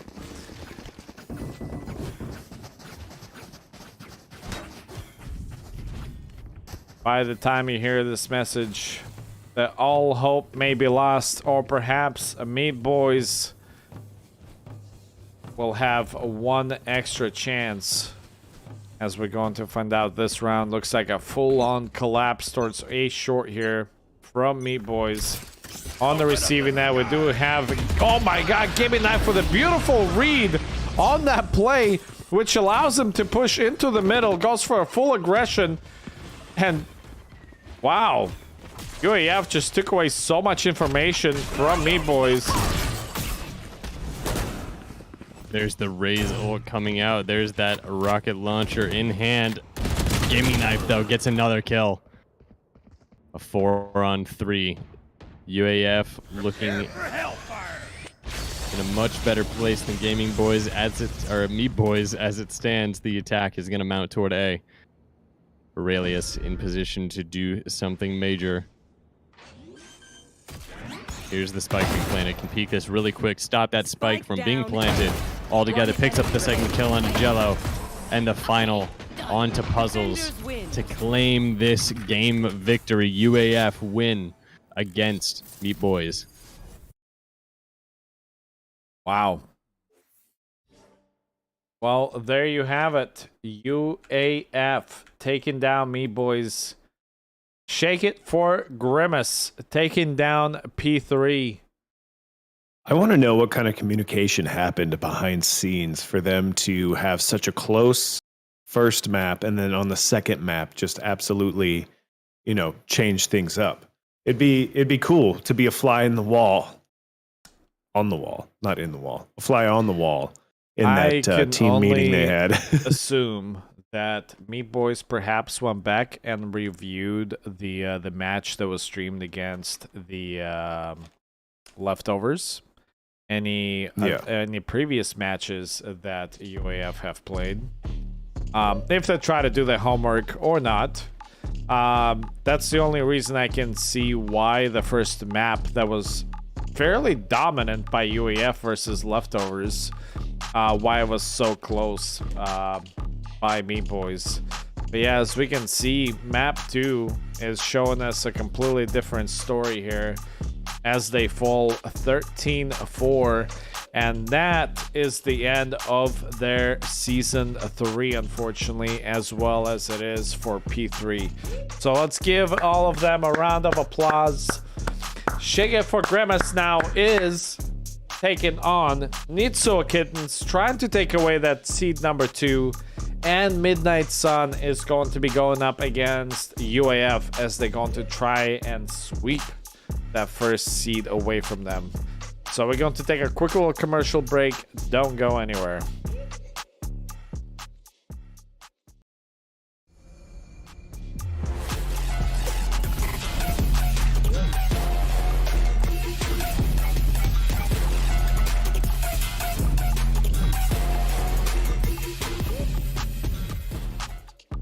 Endless opportunities are waiting for you with part-time service in the Alaska Army National Guard. You can help our great state while also working towards your education and career goals. Learn more at nationalguard.com/AK.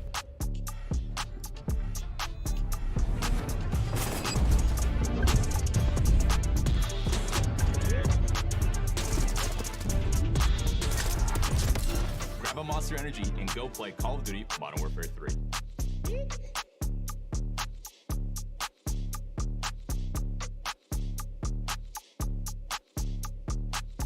Well, while I'm going to work some magic to get our next match set up, Chappie, why don't you tell us a little bit about our wonderful sponsors, please? I would love to. Where do you want me to start? There's so many excellent ones to choose from. How about Nomad Cinematics?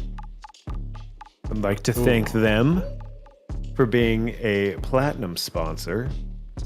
Nomad brings their experience and expertise to all sorts of creative work, bringing people's visions to life with their work. Whether you're starting with an idea or you want to go big with a feature film, Nomad has been there before. Wherever there is a story to tell, they will go with you. Thanks, Nomad Cinematics, for being a platinum sponsor. Now, they're not the only platinum sponsor. We've also got F-Secure. F-Secure is a cybersecurity company that provides solutions for online security and privacy. They offer all sorts of products and services, including antivirus software, endpoint protection, VPN, virtual private network services, and threat intelligence. They're known for protecting people from cyber threats, viruses, malware, ransomware, and data breaches. And they also emphasize user privacy and digital freedom. Gotta love it. What do you think about that? I think that is a wonderful because any type of sponsor that is helping MTA and its mission of MTA Foundation, obviously making this wonderful gaming event possible for all of our viewers, for all of our participants, while helping out the local Alaskan communities, is a huge dub on my books. Yeah. For example, another one of said companies coming in with a dub is Arctic Comic-Con. They are also a platinum sponsor. So Arctic Comic-Con brings together enthusiasts of comic books, pop culture, and entertainment, offering attendees the opportunity to meet and interact with comic book artists, authors, actors, and other pop culture figures. The event features panels, workshops, cosplay contests, and places for fans to buy comic books, collectibles, and related merchandise. It's a good time. There were so many people there last year, and we had a good turnout on the third floor for the gaming section. It was a good tournament. We had, what was that, a Smash Bros tournament? It was a different game every day, wasn't it? The way for Arctic Comic-Con. Arctic Comic-Con, yeah. So no, we had the Rocket League and Super Smash Bros. Ultimate happening at the Arctic Comic-Con. However, we also had some wonderful PlayStations set up. Oh my God, my call just left my body and came back. Excuse me. Oh my God, you okay? That snuck up on me. I don't know what happened. I am recovering from a cold, so yeah, maybe I am possessed. I am wearing this awkward pumpkin suit. Maybe perhaps it's wearing on me. But no, we also had some awesome PlayStations, including, Xboxes and PlayStations and Nintendo Switches, some racing sims, arcades, tabletop games, you name it. Lots of action there, lots of things to do for many, many players. So if you are Articon fan, definitely come out and check out Arctic Comic Con happening in April, if I'm not mistaken. Yeah, it'll be a good time. And we'll Always have in-person is. gaming, as always. Yep. All right, well, we also have Deep Tree.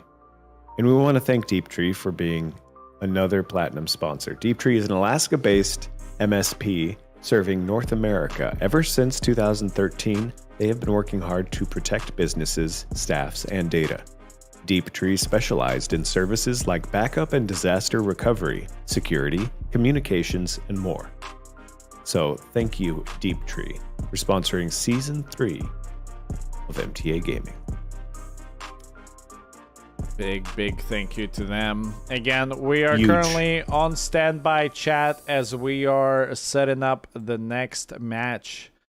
The match already started between Nitsua Kittens and Shake It for Grimace, as Shake It for Grimace looking to retake or take over a number 2 seed going into the grand finals.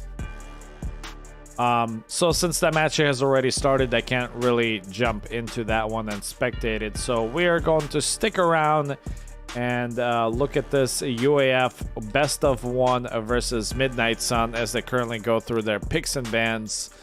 So therefore that is the delay.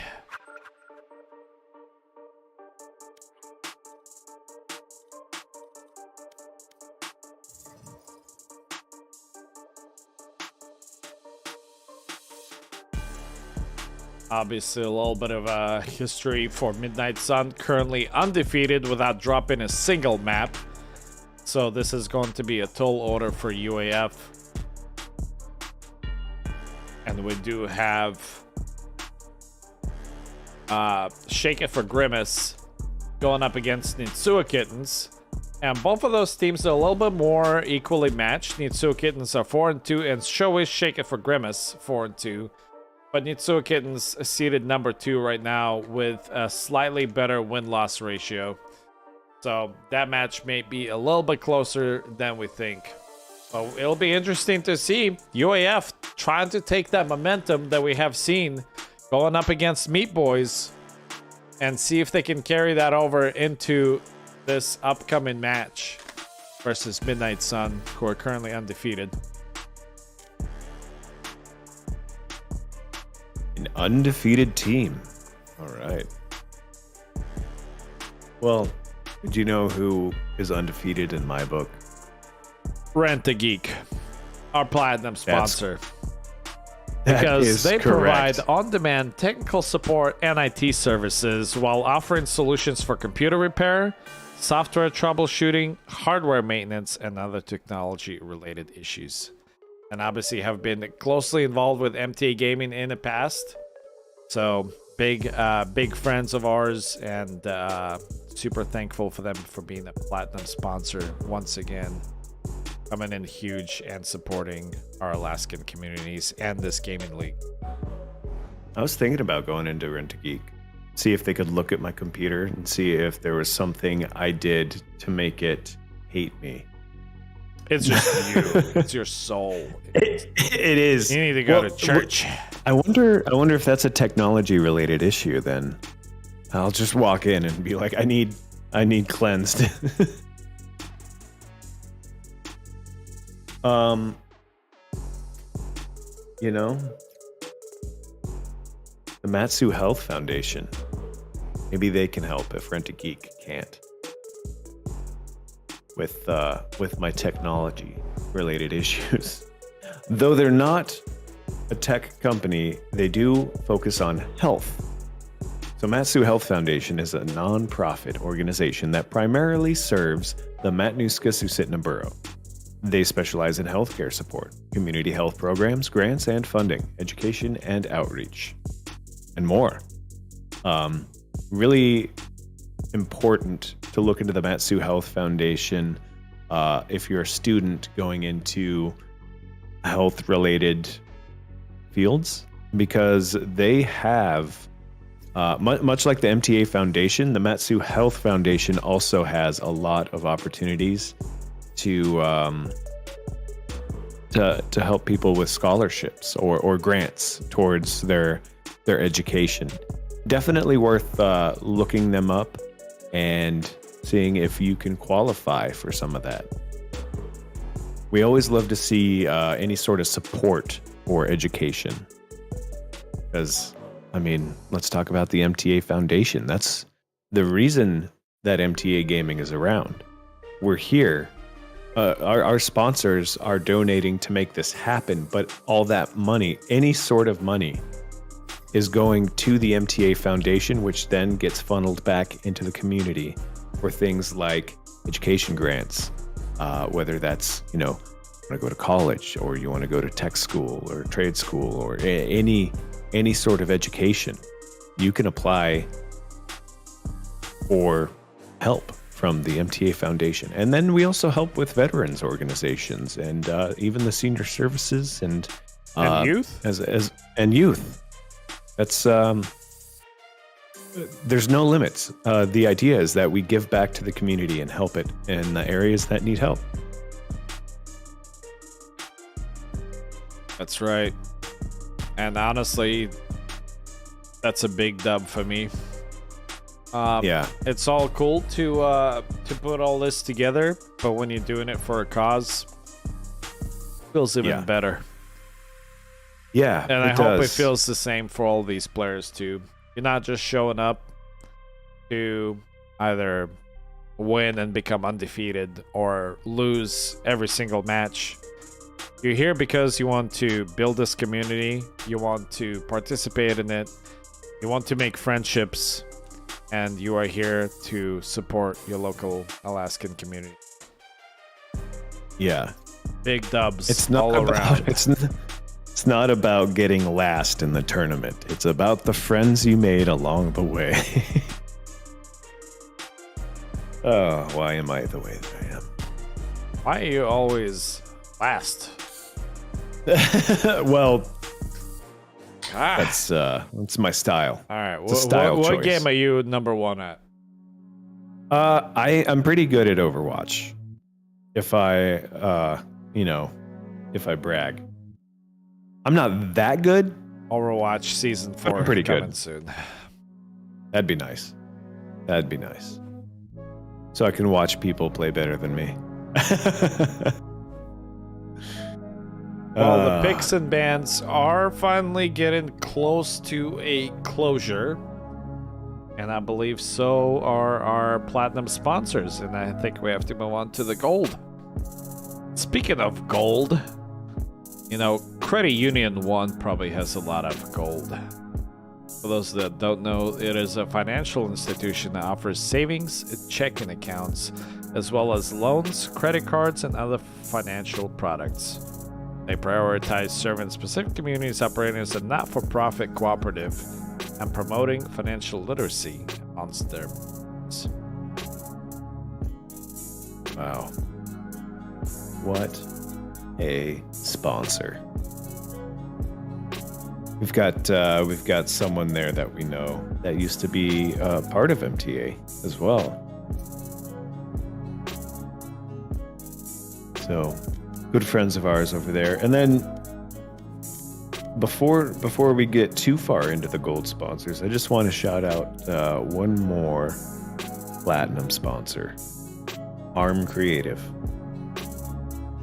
So, I don't know if you know this, Alex, but Arm Creative is a lean team of creatives specializing in storytelling, design, and strategy. They focus on building strong relationships with clients and are not afraid to venture into uncharted waters for innovative ideas. From paid advertising to fully managed social media, they offer comprehensive solutions to elevate your brand. So thanks again to Arm Creative for being a platinum sponsor.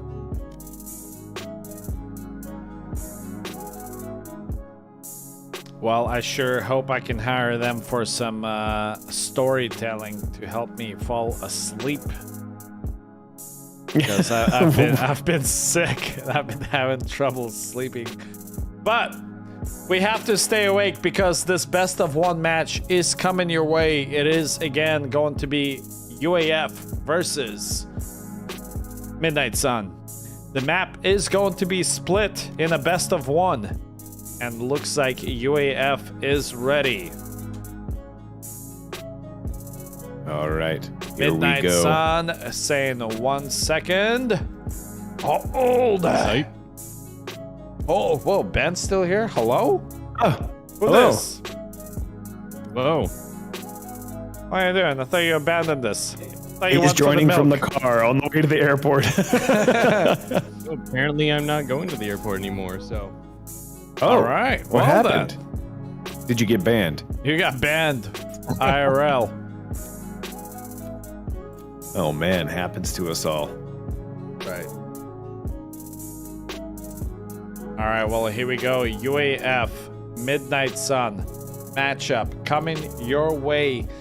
A best of one to see if UAF have what it takes to take over the #1 seeding going into the grand finals, which will push, if the upset does happen, Midnight Sun would then become, I believe, seeded #3 instead of #1. And obviously we do have Shake It for Grimace and Nitsuo Kittens. That may be a little bit of a more closer matchup than this one. But that one is a best of one currently happening. And then I will try to keep tabs on that one to see if I can maybe see what the score is for the friends list. Time allows.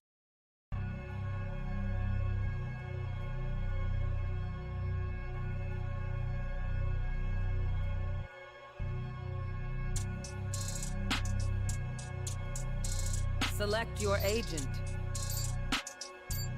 And it is split, by the way, so we haven't really seen too much split, I believe, in MTA Not at all Gaming this season. Season 3. So I'm not sure if maybe some of the teams that we have not covered on live stream perhaps played it.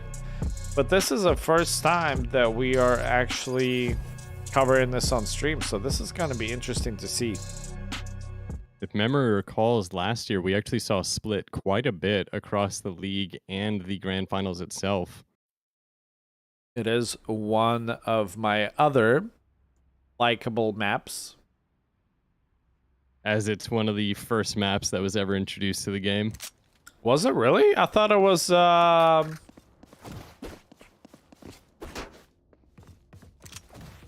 Yeah, this is one of the ones from after the beta came out. This was still a part of the game. Oh. Placing sentry. This and Bind. Yeah, I was gonna believe were say, two I of the thought it only was like Bind and I cannot think right now. What's that? Yeah, no, Scent? Split was right up there with him.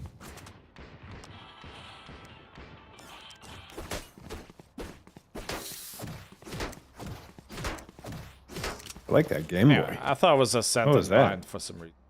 Maybe I'm wrong. Anyway, Unless they. are you in the marked match? with 3. No? Yes? Maybe? Nope. All right, well, if you are not, looks like we are going to have an attack coming through swiftly into a bomb site A here as UAF looking to collapse onto these ropes here. Casey is here, going to pick one up, but gets traded up by Borge. Mystic will pick one up as well, trying to spam through the smoke here. Players are rotating around. We do see AK Koda on the flank here and able to capitalize with the push of AK Envy at the same time. And 4 players are left alive for Midnight Sun here. Very, very swift rotates and a very quick disposal of UAF squad. Let's see if we have an answer from UAF on the attack inside here. And they're warmed up now, so Oh yeah, it'll be interesting to see how this goes. but I also know Warmed up, but Midnight now Sun they've got a have new been appointment. in chat, and they also have been warming up in game. I've seen a couple of them playing some pugs as well. So, Okay, Is okay. Midnight Yeah, Sun so- still undefeated? oh yes, they are very much so. As Ratsat runs him down mid. The entire Here. attacking force now just kind of gathered around mid. The rotations are going to start sliding in. They'll have to make a key decision as to which site to go for. Clearly, it looks like they should head B. Let's see if they agree. And they do. Mystic rotating around with nothing but a Marshal in hand. Coda is going to have to do something big with the Spectre. Knows where that spike is coming in. Able to make something nice of it. Ratsat immediately drops him down with a burst from the Classic. Mystic does make work of that Marshal, puts it to good use. Spike planted. In this 3-on-3, it's anyone's round, but Ratsat picks up a third. Being a huge player for his game, for his team this night in these matches. Sup of it, getting a nice little kill onto Gaming Knife is going to open up another opportunity for the defending side in this 2-on-2. Again, though, this gun situation is not favorable. This Sheriff is going to have to connect fast, but Ratsat picks up a fourth. Might be able to get the ace if he so chooses to aggress on it. Mystic still in the open, allowing this to be a possibility. But gets the kills too little, too late, unfortunately, as the spike still goes off in a thrifty victory for the attacking side.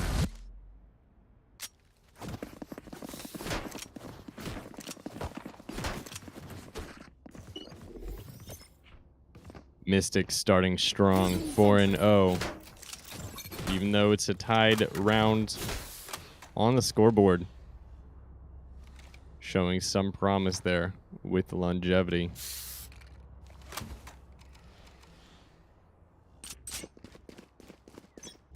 Right there.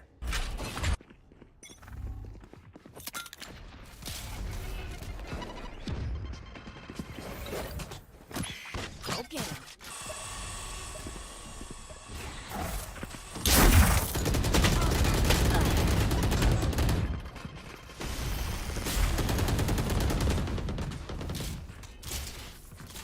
Early aggression in mid is going to leave no one dead yet, but low on health is Casey.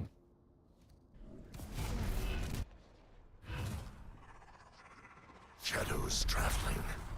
The Spike still not having made a decision as to which side it wants to go to. We're going to lean toward B. Casey on 5 HP, but a shorty in hand might be able to make something happen, pick up an easy little kill for their team. It would be much appreciated as that spike makes its way on site, getting planted mid control.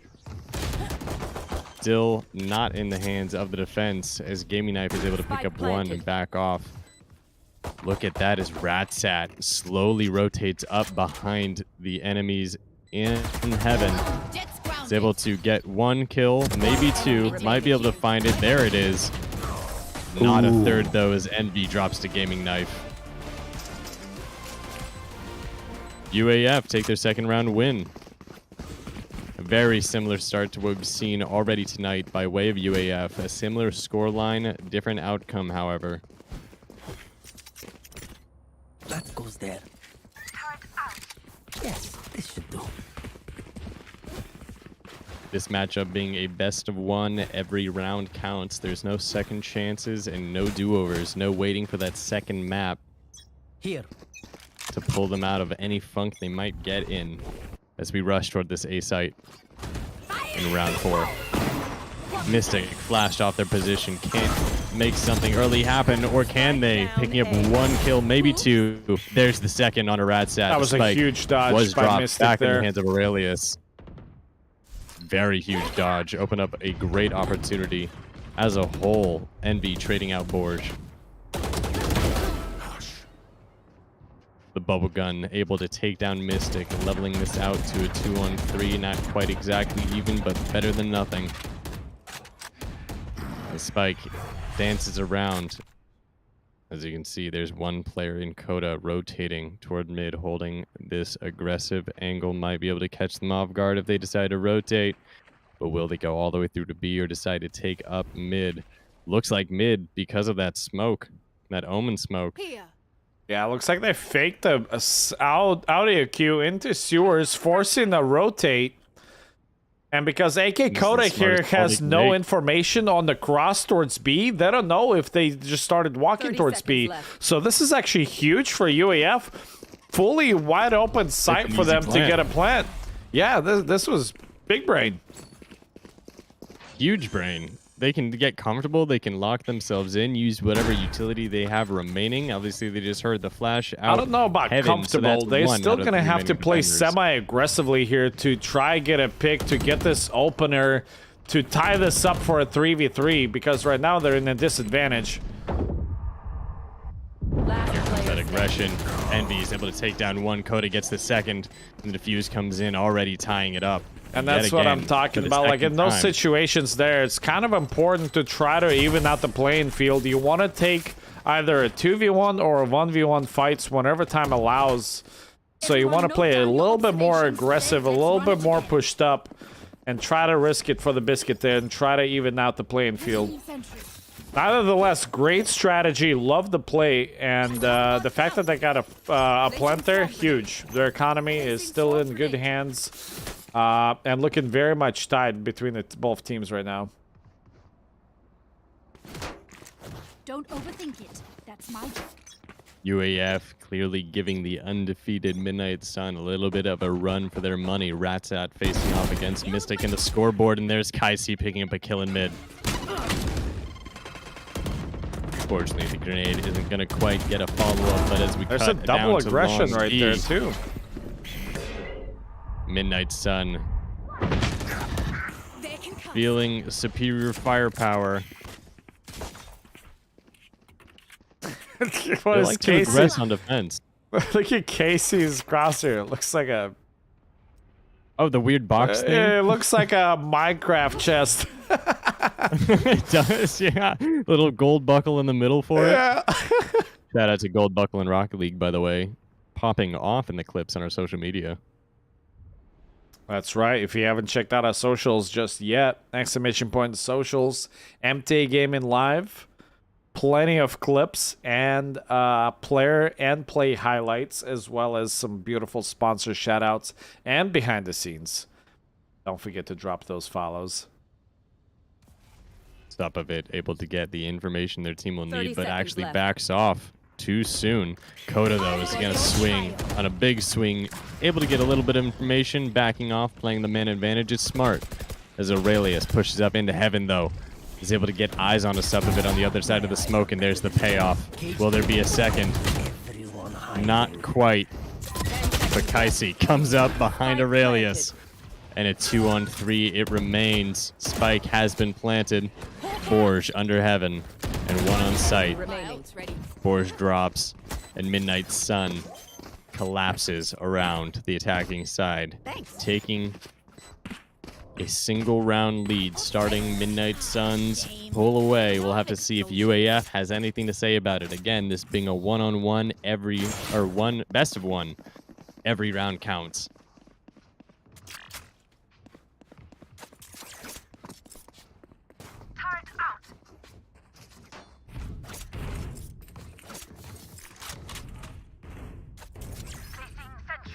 There.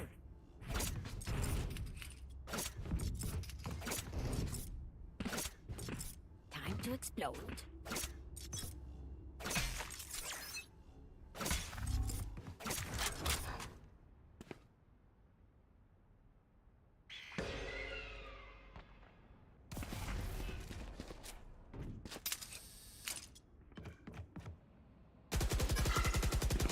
Full squad lineup here, but we do have Aurelius once again lurking through the middle here. Ooh, did spot shoulder of Casey, but whiffs the shot. However, Already off to a bit Ratsat of a does clear that up. disadvantage in this eco. AK Coda, realizing danger, decides to rotate back towards heaven. Here. AK Envy is shoulder spotting towards B main. Looks like perhaps maybe another mid collapse for UAF here once again. Oh, a little bit of a team flash there. Mystic able to pick up two.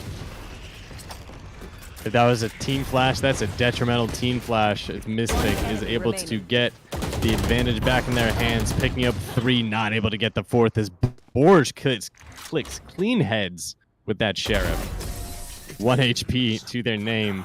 It was Of a course, team flash, if I'm not Envy mistaken, right? as Because AK expected. Coda was in heaven. I think so, yeah. Yeah, I Borge think it was wasn't close Borge. enough to use their flash. So perhaps sorry, yeah, Coda wasn't. miscalculated.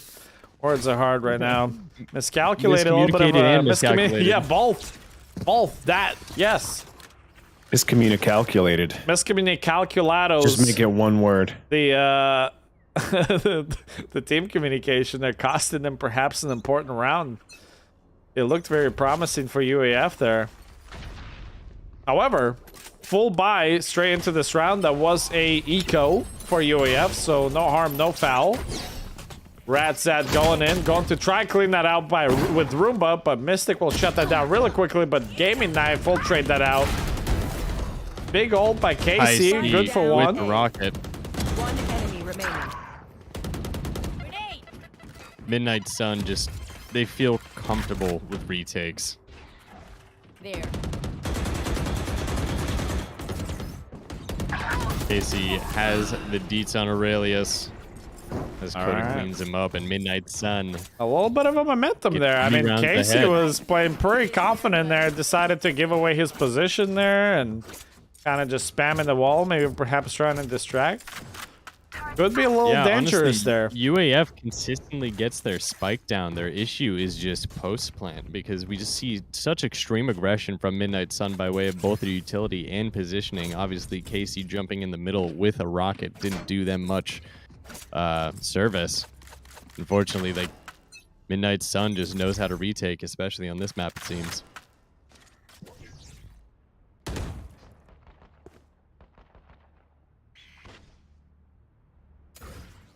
Casey and Aurelius do the respective dance around mid, while the rest of the UAF team is toward A, and Supovic gets 2 kills. Able to back off, keeping their life and keeping their health up at the very least. 2 defenders rotate in, and Casey picks up another. The 2 remaining UAF players are not in a great position here. Back to back, they're going to need to army of 2 their way out of this. Last player standing. And Mystic takes down 1. Not quite the second, but Chiskua actually answers back with 2 kills of his own. Able to teleport out, maybe reposition, but unfortunately not a fruitful endeavor as Envy, the other Omen on the map, cleans him up, bringing Midnight Sun with a 4-round advantage. It's a scary position to be in, especially with the economy feeling so fragile on UAF's side of the map.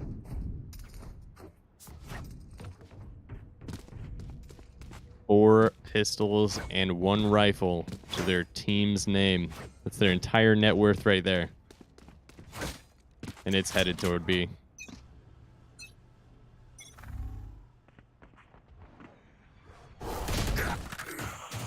Casey Spike getting the down, first kill in mid. Spike down. Information gained. Rotations, slight rotations at least, are going to start coming in. That bomb buddy was actually able to support Casey there by preventing the peek. Satchel out. Satchel out.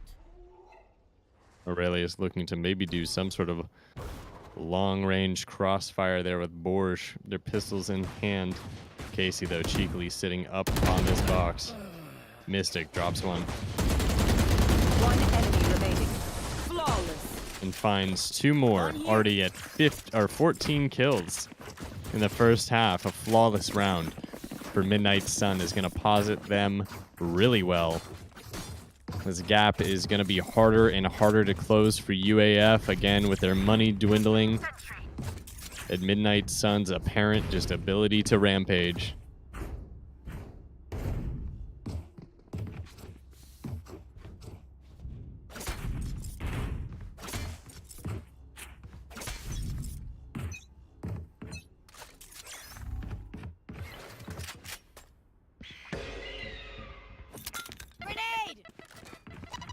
Continued aggression down mid for Midnight Sun, reasonably so, as it seems to not fail them, but it might fail them this time as Gaming Knife drops Casey. I know exactly where you are. Cypher ult used as the attack mounts toward B. Some information is being gained, and here comes the party. But the party favors don't happen.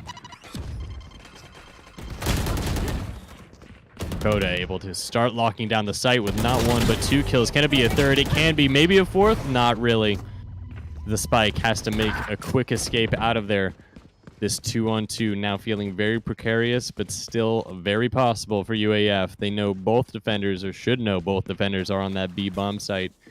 They're going to get a relatively free plant onto A, but there's the Omen ult rotating across, getting information that the Spike hasn't quite been planted, but is Envy aware of Aurelius or vice versa? Last player standing. And it will be Aurelius for the win. Left. The Spike is going to go down. Mystic needs to clutch this up. Does have an ult in their repertoire, but will they choose to use it?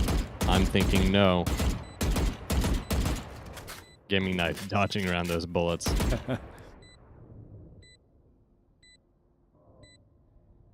Mystic's hoping to draw him out, but UAF is not feeling it. They know what cards they hold. There's the stun from Gaming Knife and a follow-up kill. Perfect timing, too. A great round from Gaming Knife, actually, picking up 3 kills. Try the same old tricks. Keeping UAF in the game. 3 ults in their pockets, 2 ults on the other team. While there is a deficit, there's still a chance.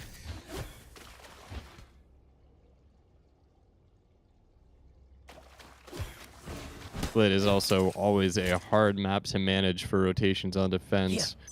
While it might feel like the sites are interconnected, as you can see, like 4 hallways dancing all around. Notice how far apart they actually are. Kaisi drops in mid again, leaving Midnight Sun exposed. Maybe feeling a little bit too confident once more as Ratsat pushes in extremely aggressive toward the B site, is not able to find Coda sitting in that corner. Yeah, that's a huge kill for AK Coda, shutting down that heaven push. Chipovic here. Oh, he knows the players here. Oh, nice. This is like an aim trainer for Sipovic. I know, yep. There we go. But Aurelius comes out on top of the kill. Mystic, though. Mystic. Swaps the Vandal. LMG in hand, sprays him down. Maybe shouldn't have, however. As Gaming Knife trades him back, the Spike is going to make its way down. It's a 2-on-3, a bit of a difficult retake for Midnight Sun. Playing 2 characters currently not well equipped for retake situations. They're going to have to rely on raw kills. Envy starts it off strong. Coda has an opportunity here to open up the gap, and they do. Chiskua lurks around. Knows that Spike might be planted for him, is able to pick up 1. All he needs to do is play his time.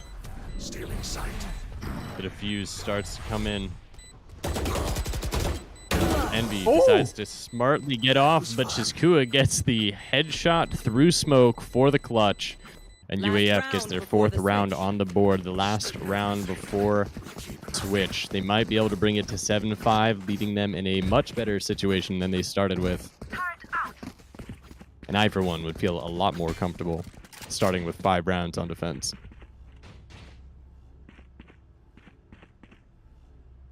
No update just yet on Shake It for Grimace versus Nitsua Kittens. Perhaps a much, much closer match as we expected.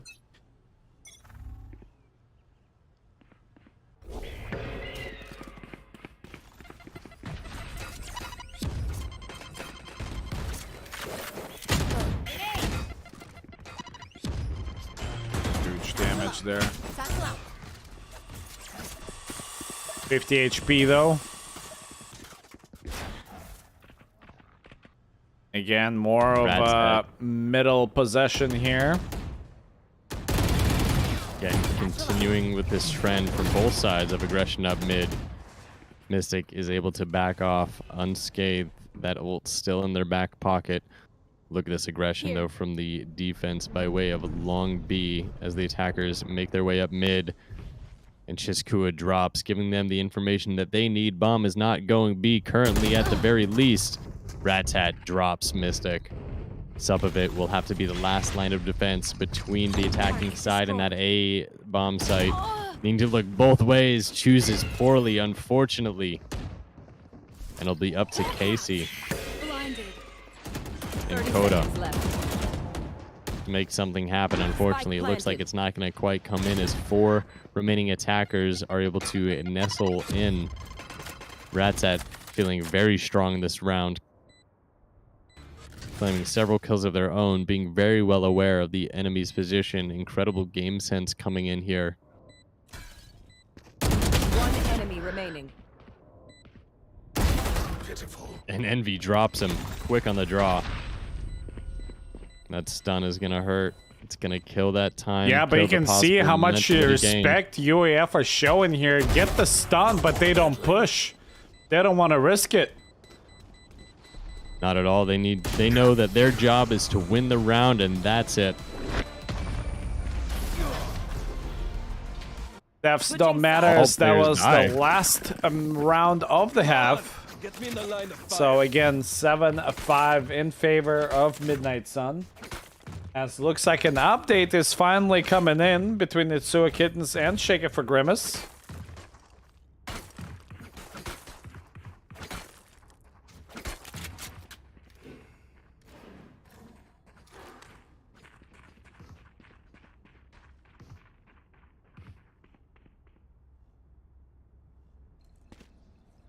We'll give you that update here momentarily.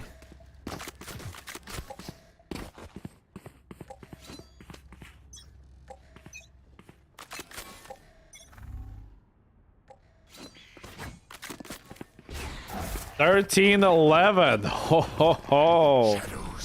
Wow, that's a close one. Yeah. And a nice stun. Mystic is able to get out of there just in time, keeping himself alive, keeping this 5v5 a thing. Envy drops one, however. Trades back and forth from both teams. The spike is now officially down, up in apps. 2-on-3 scenario. Midnight Sun currently at the deficit on the attacking side. The first round, however, of the attacking side might be able to catch Borge off guard. Not patient enough. Borge and Aurelius in a nice position to cut off that exact movement. Coda left live in a one-on-one. Spike can't be planted. Aurelius's camera is too much. Now it just feels awkward. Yeah. One kill coming in, but immediately being traded out by just Yeah, good 3-man push there, realizing the danger. So neutralizing that with a 3-man push. But yeah, Aurelius, once again, being a dedicated pain in the butt with his cameras and the traps. Love to see it. You love to see it, honestly. Yes, this should do. UAF currently on a 4-round run of their own. They are one way around from tying this back up once more. Again, closed that gap. I told you it was possible. It is still anyone's game in this best of one. The spike is making its way toward A. Clearly vying for a rotation in the defense for an easy plant. But will it come their way? Okay, mid-house control. Do nothing but classics here. Taking it up through ropes. Into heaven. Silent jump up on the double dink. This, but Casey gets him. That's a double dink. I'm surprised they did not. I'm surprised they didn't pursue that. Gaming Knife was dinked as well. Ratsat will equalize it. But we do have Supervit on the flank as well. Just missing a player. Was that Chiskua going up? But now he's right behind him. Ooh, look at the flank for Supervit. Oh, huge. The double dink. And now the pinch is coming in towards bomb side B. Trades are going out. Doing as much as they can. And you can see that instantly slows down UAF. They have to clear all of this because there were so many lurkers that round. They don't know where they could be. Currently stuck with a Spectre and Guardian. Not the best weapons for a retake, but luckily there is one low player on the attacking side still. As you can see there. Ooh, looks away too quick, but looks back in time for the headshot. Player standing. and the rest drop. A thrifty victory for Midnight Sun. They started the round with 4 classics and a single pistol upgrade, I believe. That's So far, wild. Midnight Sun is one of the only team really that seems to save with pistols, like with classics. Everyone else kind of forces up into sheriffs. Sheriffs or the CZ. That was a wild round, though. Able to come back from a classic start. Here. Careful. While respectfully showing why this team has not been defeated just yet, as UAF trying to make a change on that one. Casey again will take possession of ropes here. There is a little bit of a pinch going in. Casey forcing these players into ropes. Oh, with such a close range too. And picks up a double. Down B. And just like that, the defenders are in a 2-on-4. A seemingly unwinnable situation as the spike makes its way toward B. Midnight Sun looking to again further their gap. Feel a little bit more comfortable in this best of 1. It's all down to Gaming Knife and Aurelius with pistols of their own, maybe just looking for that one gun that drops somewhere around mid.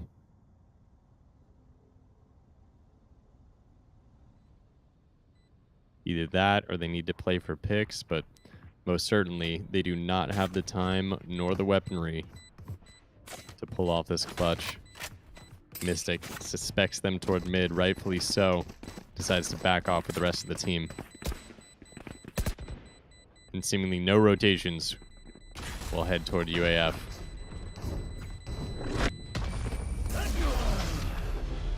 Both players opting to die to the spike.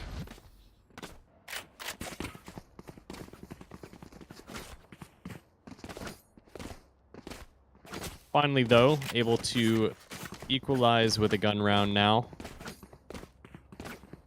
This might just be the momentum swing that either team needs to run to victory. UAF, if they are to lose this, will be yet again high and dry with their economy. As you can see there, little to no money left in reserves and not even full armor buys for Aurelius and Gaming Knife. Kaisi already with early aggression up mid is going to make quite a bit of a commotion, even though the team is a little bit too far behind to respond. It doesn't matter, though, as Borge gets a little too aggressive. Ratsat gets caught out. Casey opens up a great opportunity toward a site. On the mission! And there's the third. Sacrifices his life, but it's not in vain. Supovit gets great information on these rotators, both of which are still towards CT spawn. The bottom frag for Midnight Sun might just be able to pull off something great here. The patience has to pay off. 1 kill onto Aurelius. Skua goes to challenge and also drops. Predicted this. A clean win for Midnight Sun. Clean indeed. That possession in the middle is kind of punishing UAF. They need to switch up that middle defense, but rightfully so. If they do that, that kind of weakens up the other locations of the sites. So it's kind of like a risk. Do you risk of playing just one player on each site and heavily stack the middle to try and offset that type of aggression that Midnight Sun is currently putting on, constantly taking ropes, constantly taking mid-house, working way up through middle into either the mid or towards heaven, or they going out towards ropes. So that type of aggression there has been paying out dividends for them for the past 3 rounds. And obviously here, that's probably what the timeout is coming out for. I'm sure the coach is going to have something to say about it. Yeah, because as we see, every round, Casey is the one that pushes up, and they're not even the kill leader. Not to say that they don't have great kills, but they're quickly followed up by Envy, Mystic, and Coda, each capable fraggers of their own. So honestly, if Casey pushes up mid and gets caught out as an initial kill, they don't need to sweat it too much, knowing how much of an aim advantage they might have currently, at least.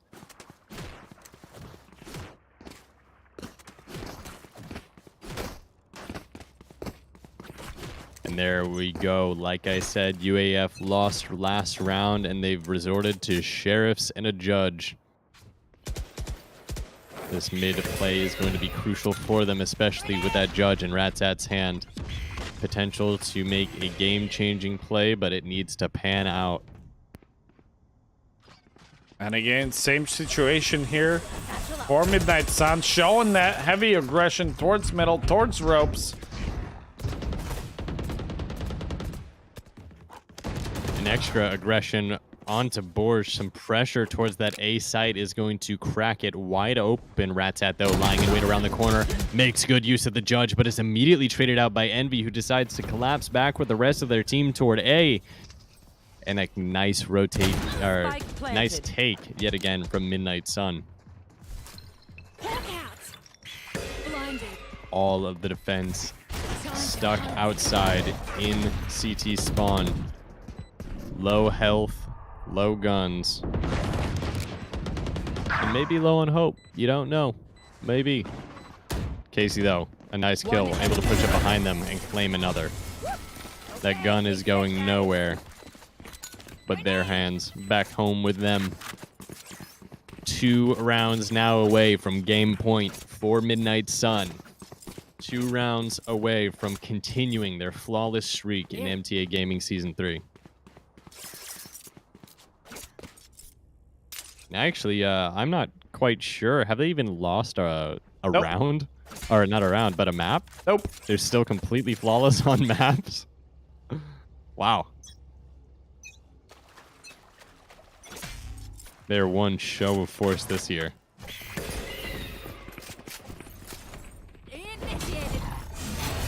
Deciding to switch it up, they head toward B site to see what they can find, and, well, basically all they find right now is a bunch of utility.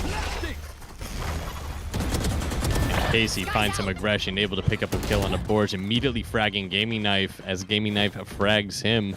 The grenade doesn't connect, however, and Gaming Knife is able to pick up another. The spike does officially go down, but it's a 2-on-4. It's a risky situation. They're going to need to frag out if they want to stay on top of UAF for this, but he's going to step out of the smoke.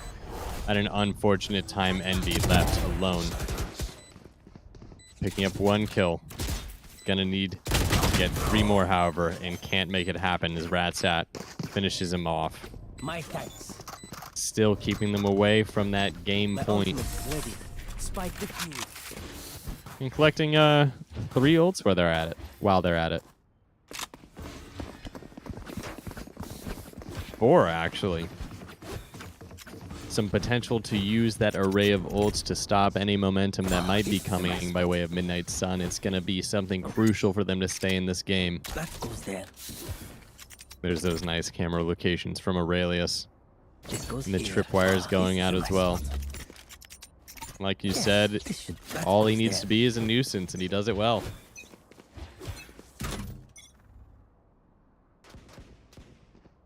Here.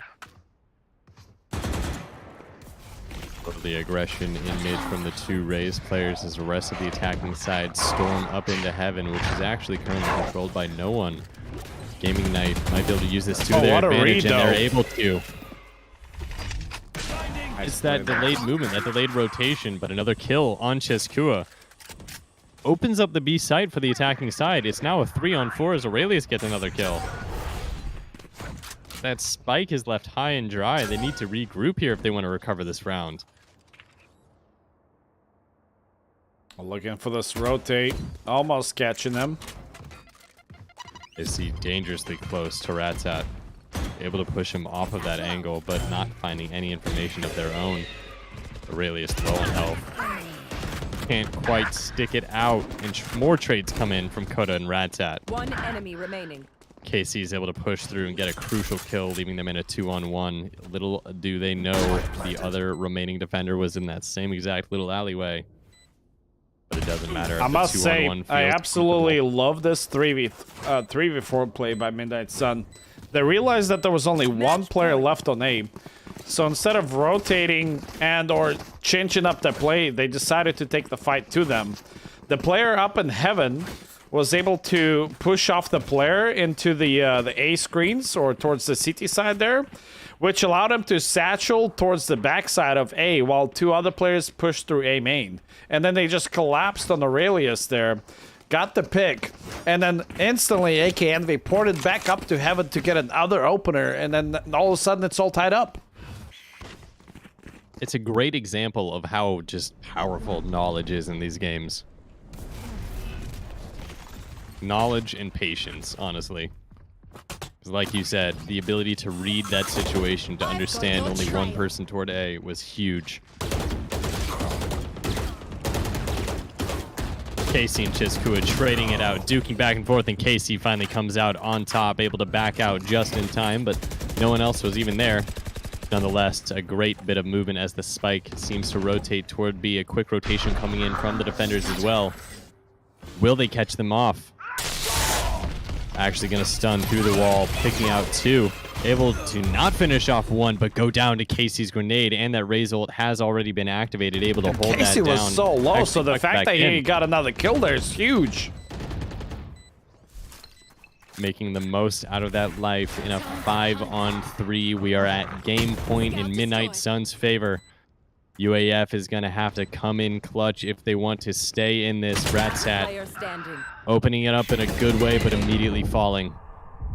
And Borge, left with nothing but a Marshall, unfortunately will not prevail against Casey's second grenade kill and 4th kill of the round. Midnight Sun stay undefeated. That's right.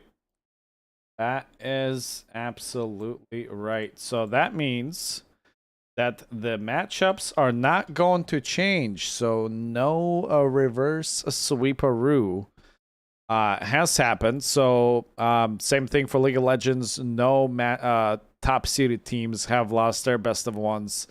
Same story here tonight for Valorant, as a Midnight Sun defend off UAF. Shake It for Gramus does go down to Nitsua Kittens, but in a very close match, 13-11. But yeah, Casey there, again, like you were saying, perhaps maybe not the fragger, but the fact that he was able to capitalize on so many opening kills through the middle there. I mean, look at the amount of first bloods. 9 first bloods there. Most of them are, again, from that aggression through the midfield. It's a calculated risk that paid off greatly for Midnight Sun.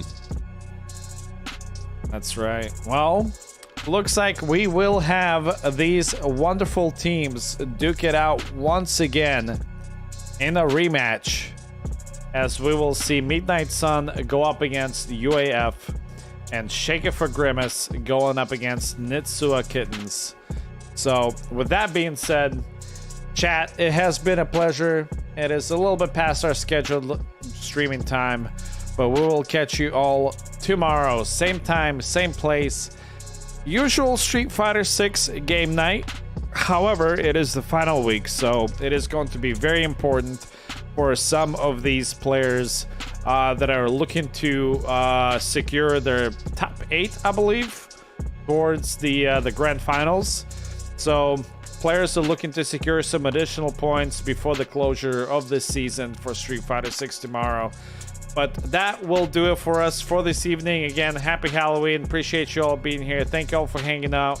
Good morning, good evening, good night, and we will see you all tomorrow. If you are here for more Valorant action, we will see you all on Sunday for the grand finals. So, but why not just tune in every day? All right. Well, that will do it for us here. And it has been a pleasure. We will catch you next time. Take care.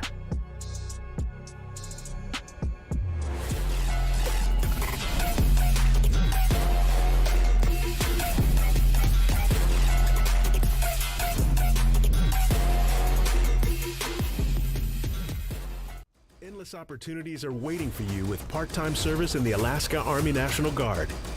You can help our great state while also working towards your education and career goals. Learn more at nationalguard.com/AK.